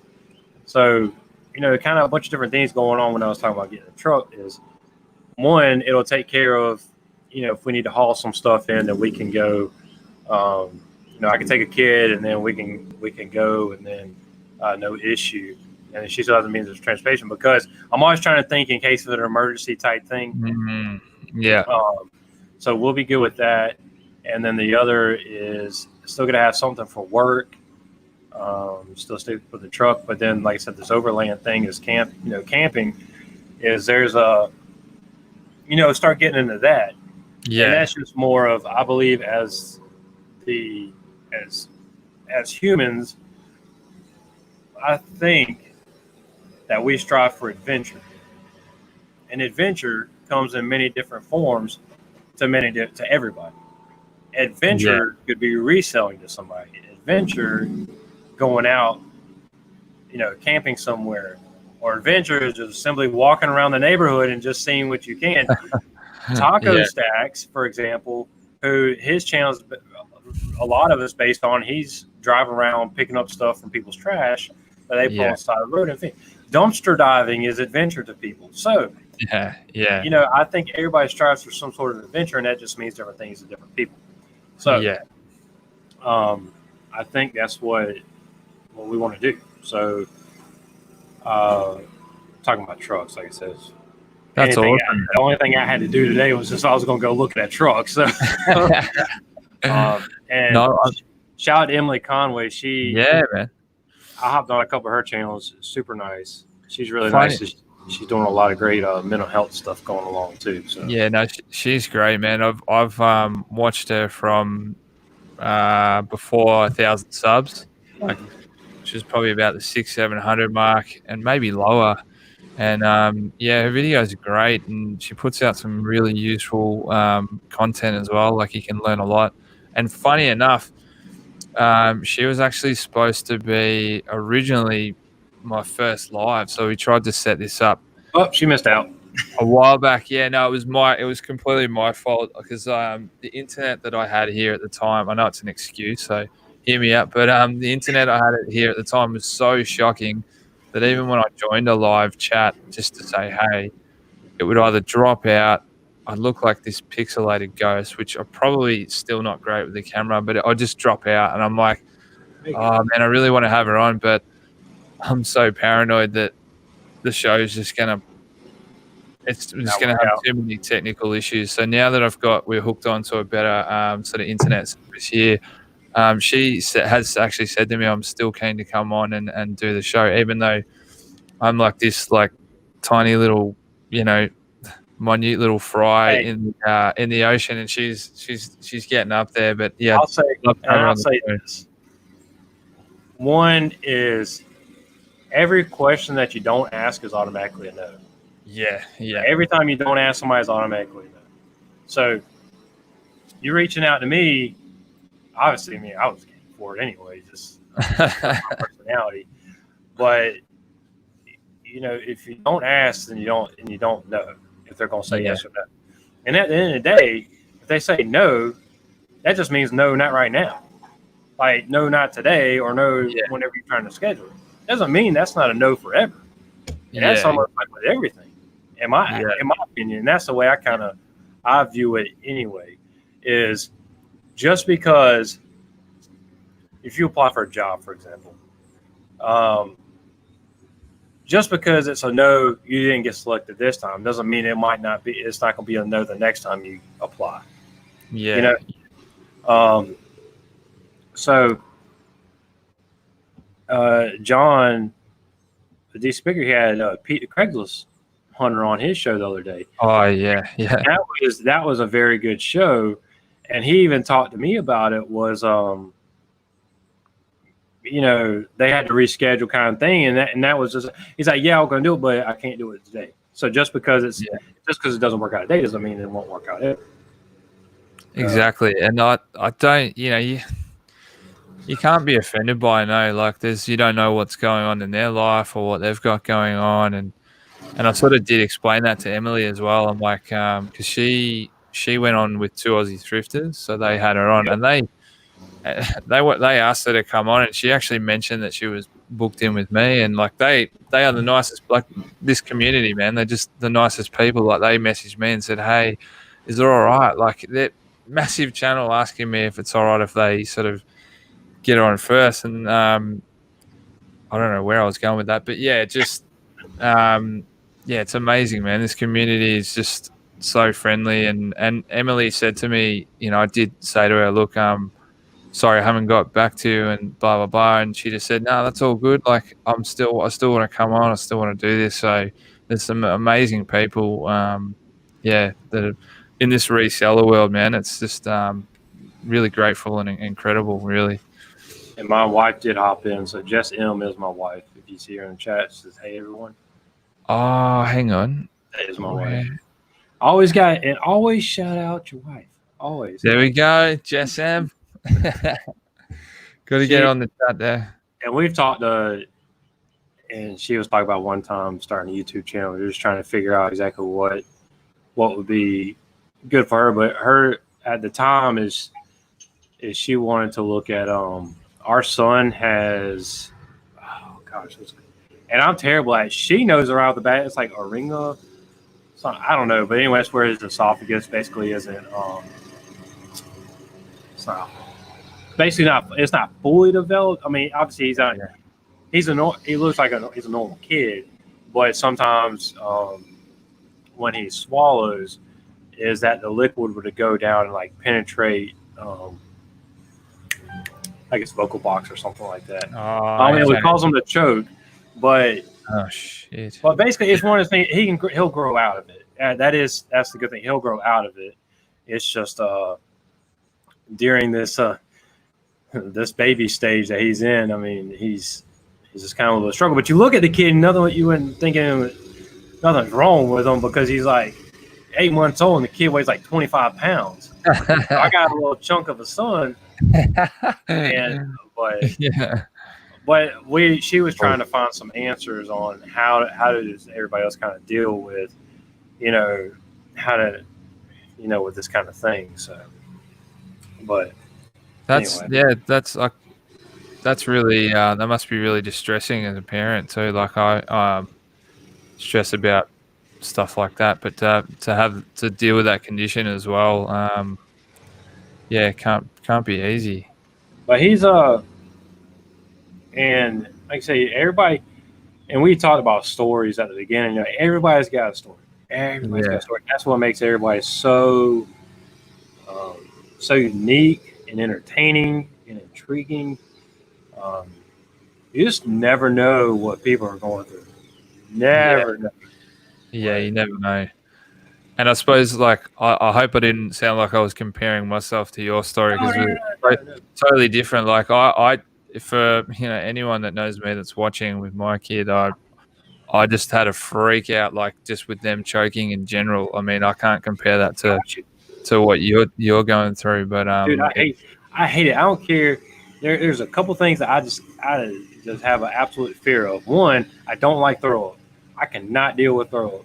Now, for some reason, like when my kids get sick, or when my daughter first got sick, first time she ever got, that happened. I was like, yeah, crap, I can't deal with this. But and on calls, it's funny too. If somebody gets sick, I like walk away, and they're like, "Where you going?" I was like, because if I see that or hear that, that means I'm gonna start doing it. Instead of taking care of one person, you start taking care of two people. And I had a cop. There was a cop that said something to me one time on a call. He's like, "I never seen a fireman walk away from." I was saying, well, I made some comment back from it. I said, "Hey," if I don't have to deal with it right now, I'm not going to deal with it, and that's where you know your limits." But anyway, whenever my kids get sick, I somehow push through, and my wife really steps in and takes care of the kids, and then I then automatically turn into support. For her, and then so that's all.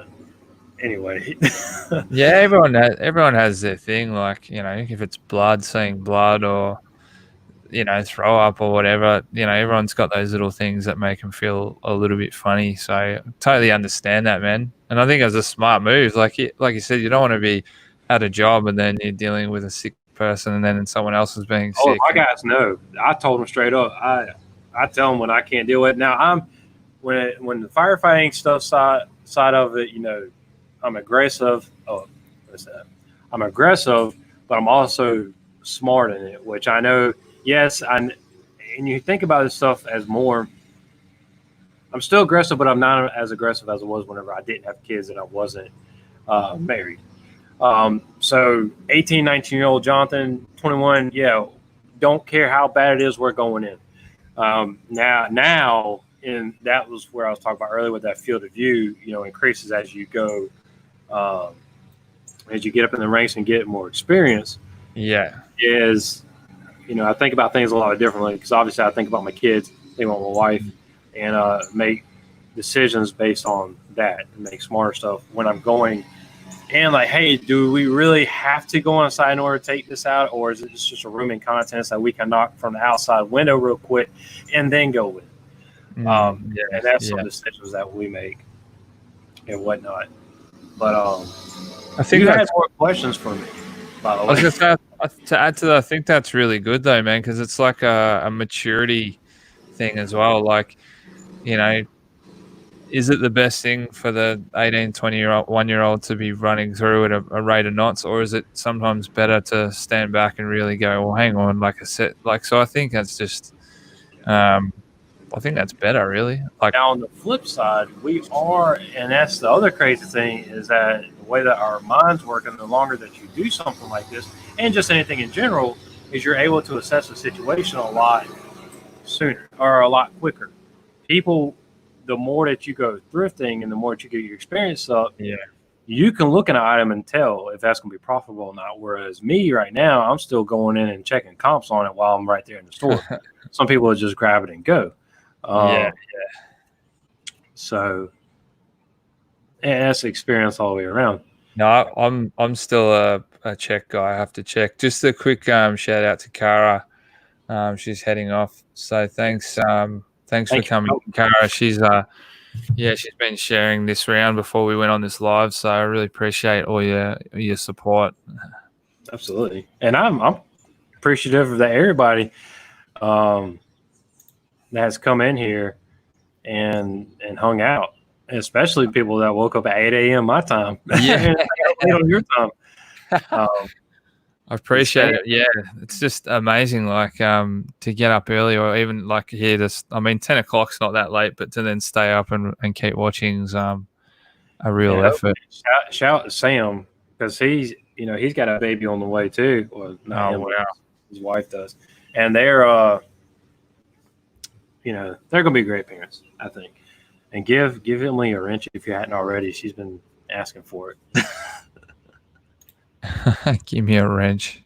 Say sorry. So I was gonna ask, like, on the. I mean, this is might seem like a really odd question, but no odd question. I'm a bit of a foodie. I love my food. So what's South Carolina like? If I flew over and I was, I mean, yeah, who knows when anyone's going to be able to go anywhere right now? But if I flew over and I was going around, what would you suggest? Like, what's that area known for in terms of food? Like, what's the signature dishes, or what is it? So grits are big. Obviously, the breakfast though would be like grits, bacon, and eggs kind of thing. We do a low country boil, which is sausage, shrimp, corn on the cob, and you can throw grits in there as well. And it's just a good mix of stuff, man. We grill out, do steaks, do burgers. People just, it's not like we have, well, not me anyway, like Cajun food and stuff like that. I'm not a big, probably spicy. I'm not a big spicy food kind of guy. Now, Chick-fil-A, spicy chicken sandwich, okay, I can do that. Yeah. But as far as like just douse it, and like same thing, everybody's different. Everybody eats different things. There's people that put ketchup on rice. There's people that put mustard on rice. There's people that put ketchup on mac and cheese. There's people that put mustard on mac and cheese. So, man, I'll just grill you up something. Just keep it simple. So no, is Kate, like, when you mentioned Cajun food, is that like a big thing over that way? Is that like a massive scene? Oh, because I got no idea, man. I don't know anything about Carolina or. Hey, come here. My daughter came outside. She figured out how to get on the other side. I've got her. Come here. You want to say hey to everybody? You want to say hey to Matt? Yes. Say hey, Matt. Hi, Matt. Hey, how are you? Oh, hey. He said, "This is Hazel. Hey, you got some. Oh, nice to meet you, Hazel. Did your mama give you chocolate? Yes. What'd she give you? Chocolate. Did she give you M&M? Yes. Did you have a popsicle this morning too? Yeah. God, are you eating all the good stuff this Wow, morning? she's I want to flying. All right, everybody. We see you later. We'll see you later. Okay, you going to pick up worms again? Nice to meet you. Go pick up some. Don't press any buttons. Go pick up some worms. Y'all picking up worms again? I guess. Hey, So she's adorable. So you see how big she is, and Yeah. so and this is just like just know what people ever go through. But she was born a week late, and she was in the NICU for 4 days, and that right there, and she was in the NICU because on her way out she aspirated on meconium, which basically she had a bowel movement on her way out and ended up swallowing some, so they were checking to make sure that she didn't have any infection. But at the same time, her O2 level was lower than it needed to be. It wasn't bad, but it was still lower. So they had her in NICU for observation. And man, and she was actually, she was pretty. She was pretty healthy. She was born like an ounce short of an 8-pound baby. But Yeah. she's in there, and man, that absolutely broke my heart. It was going in there the first night, and she had to take some milk in there because obviously we were breastfeeding and stuff like that. So she had to take a little syringe of milk in there, and seeing her, man, just that broke. I cried right there because we didn't know what was going on, but until she had the observation, and she had just the tubes on her and just hooked up what she was, and here's like a couple-hour-old baby not knowing what's going on, and she doesn't know who we are, but she'd know who you guys were for sure. That was just tough, and our situation wasn't nearly as bad as some of the other people's situations that have been in there for 2 months or stuff like that. But luckily, I had a pretty good support system because it blew my mind, actually, because at the time I didn't know. But I actually knew a lot of people that worked in that NICU unit. And then, of course, when I go in there, one of the girls that I had known for a while is, like I said, I didn't know she worked in there. So when you have to go, you have to like basically buzz in, and they said, "May I help you?" I said, "Yes, I'm here I'm the father of baby Moore." And she opened the door. She's like, "I didn't know your baby was in here." I was like, "Well, I didn't know you worked in here." So that was just a little bit more reassuring stuff with that. So but she's 3 now, and I don't know how much she weighs, but anyway, she runs around like no worries at all. And she's digging up earthworms, and we have to tell her, "Hey, you got to put these back because they got family too," kind of thing. Yeah. But she's getting into that's her adventure right now. Yeah. The beach. She loved the beach yesterday. Excuse me, playing in the water and digging. And how old is your kid? But that's great. So Harley is 17 months old now. Oh, yeah. So yeah, he's still young, but he's running around now and he's climbing on things, and he's a little terror at times. But yeah, like, to get back to what you're saying with your baby in the was it the incubator? That's just like being when you become a parent and you hear stories and you see stories like, man, I don't think I've cried so many times over the last 18 months as I have, in that period, because you just relate to it instantly. Like if you think about it, if it was you or, like I see stuff on the news now and it's something to do with a kid. And I just, like, I'm standing there with tears welling up in my eye because I'm like, far out, if that was me or I had to go through that or, like it would just be so incredibly hard. So to hear you say that, man, like I was picturing when you were saying that, it's like imagery in my head, like picturing what it would be like to not be able to hold him straight away or see him straight away and then just have him whisked away and not know if he's going to be okay. Like that would be just, I'd be bawling my eyes out too. It'd be really tough.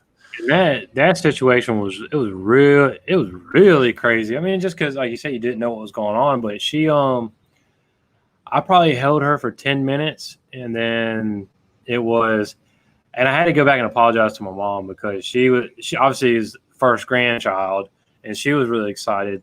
But I had to tell her, she's like, well, can I hold her? I'm like, no, I just got her. At the time I did, I was like, I just got her. I just got her. I'm just not holding her.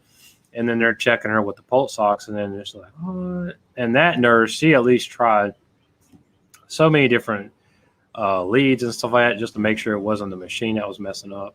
Yeah, right. So then they take her away, and then it's kind of like what's going on, kind of thing.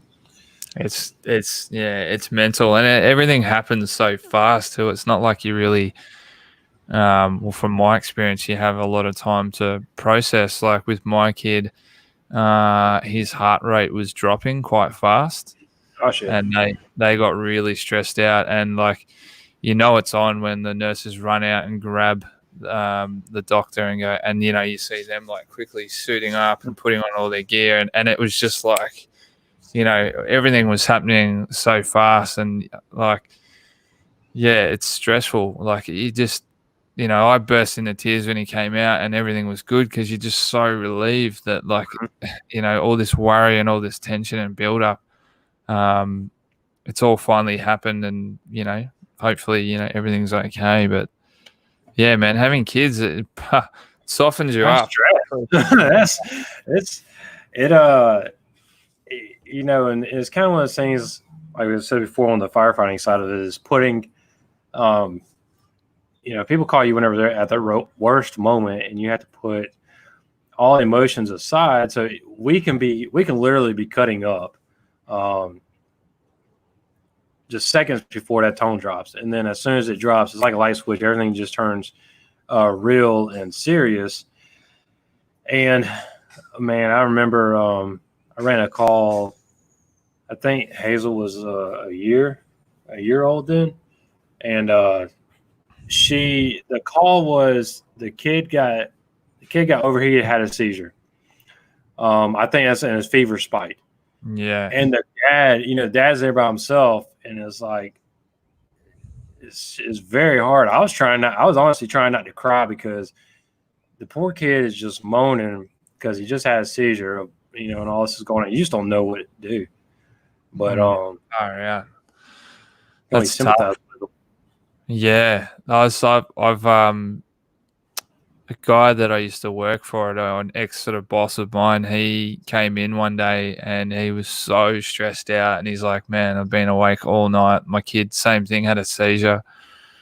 And then when they brought her back from the hospital, he just like camped in her room and slept in her room right next to her crib because he was like, man, I'm too stressed. Like I can't have her die. I can't have this happen again, or, not be there if it does. And absolutely. I just can't, there's so many things, so many things that can go wrong. And it's just like, you obviously you can't stress about it 24/7. Otherwise you'd be a wreck. But, you really don't want it to happen. And, you do anything. Like I remember I was watching back, was it your chat with DC, was it?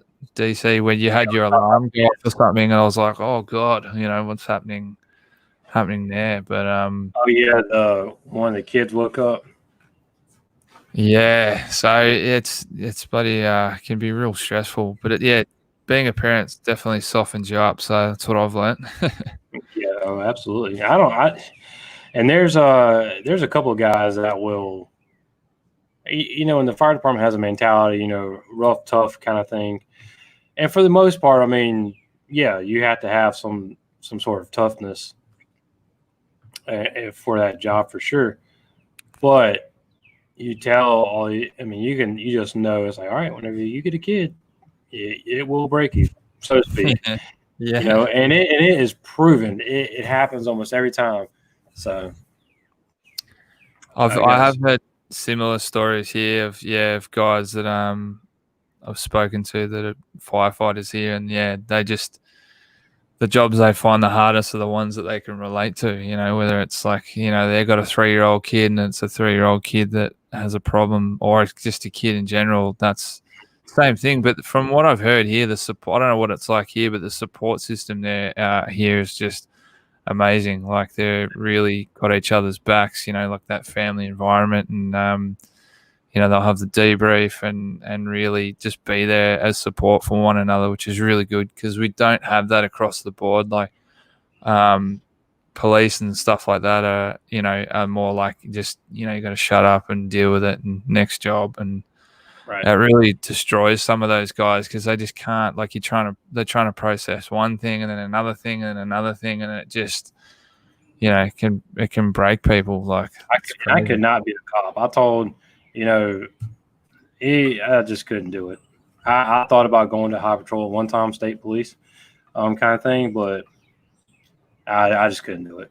Yeah, tough. I mean, your job, man. I'm not. Yeah, fireys, and you're putting your life on the line and doing a really full on job there as well. But yeah, like you say, cop. It's just. No, it's good to do it. I don't know, man. And like, you can kind of see how they get really angry, because they must see the most horrible stuff every day, every week, and it'd be really tough to process that. But I think I've had all these points written down, but I think you've just covered them, like, just naturally without having to force anything.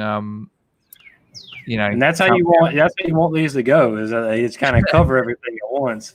I had an interview for a promotion, actually, because like I told you, when I came back to fire department full time, I started back as a fireman. And the next step up on our end is firefighter driver.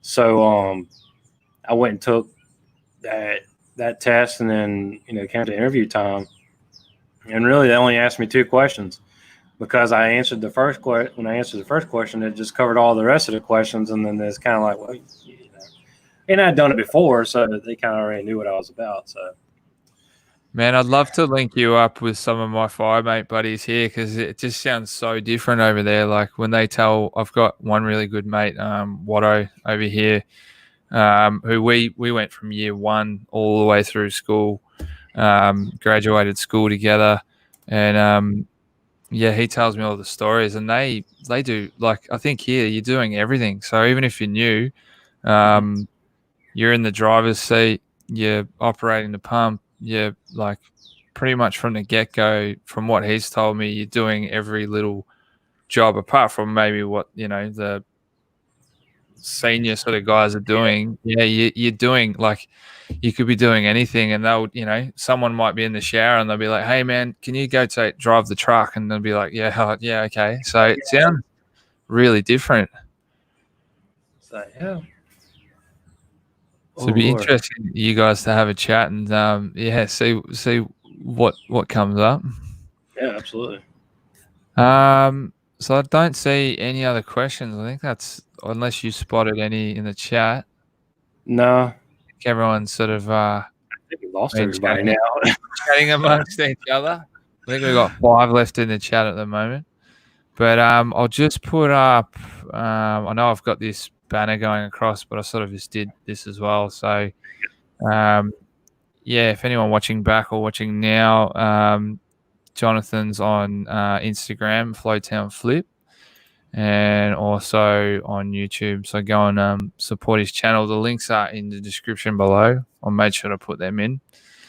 But yeah, man, I'm really excited to see what's to come for your channel, for your reselling and everything that you're doing. So I'll be there to support you and hopefully help out any way I can. But yeah, man, I really like this, like I said, it's like a cold call, but over Instagram. I can just message you from the other side of the world. It's really trippy It really is. That, I mean, social media is good and bad. I will say that. Yeah. And this is one of the good times that it's really good is whenever we can connect. You know, you're in Australia and I'm in the U.S. like crazy time zones apart, and we're able to jump on a call together and chat. And you know, years ago we would have never been able to do this. No way, man. No way. I like social media for this kind of stuff, but I hate it for the other stuff. Oh yeah, and it can be massive distraction. Like I'm guilty of that.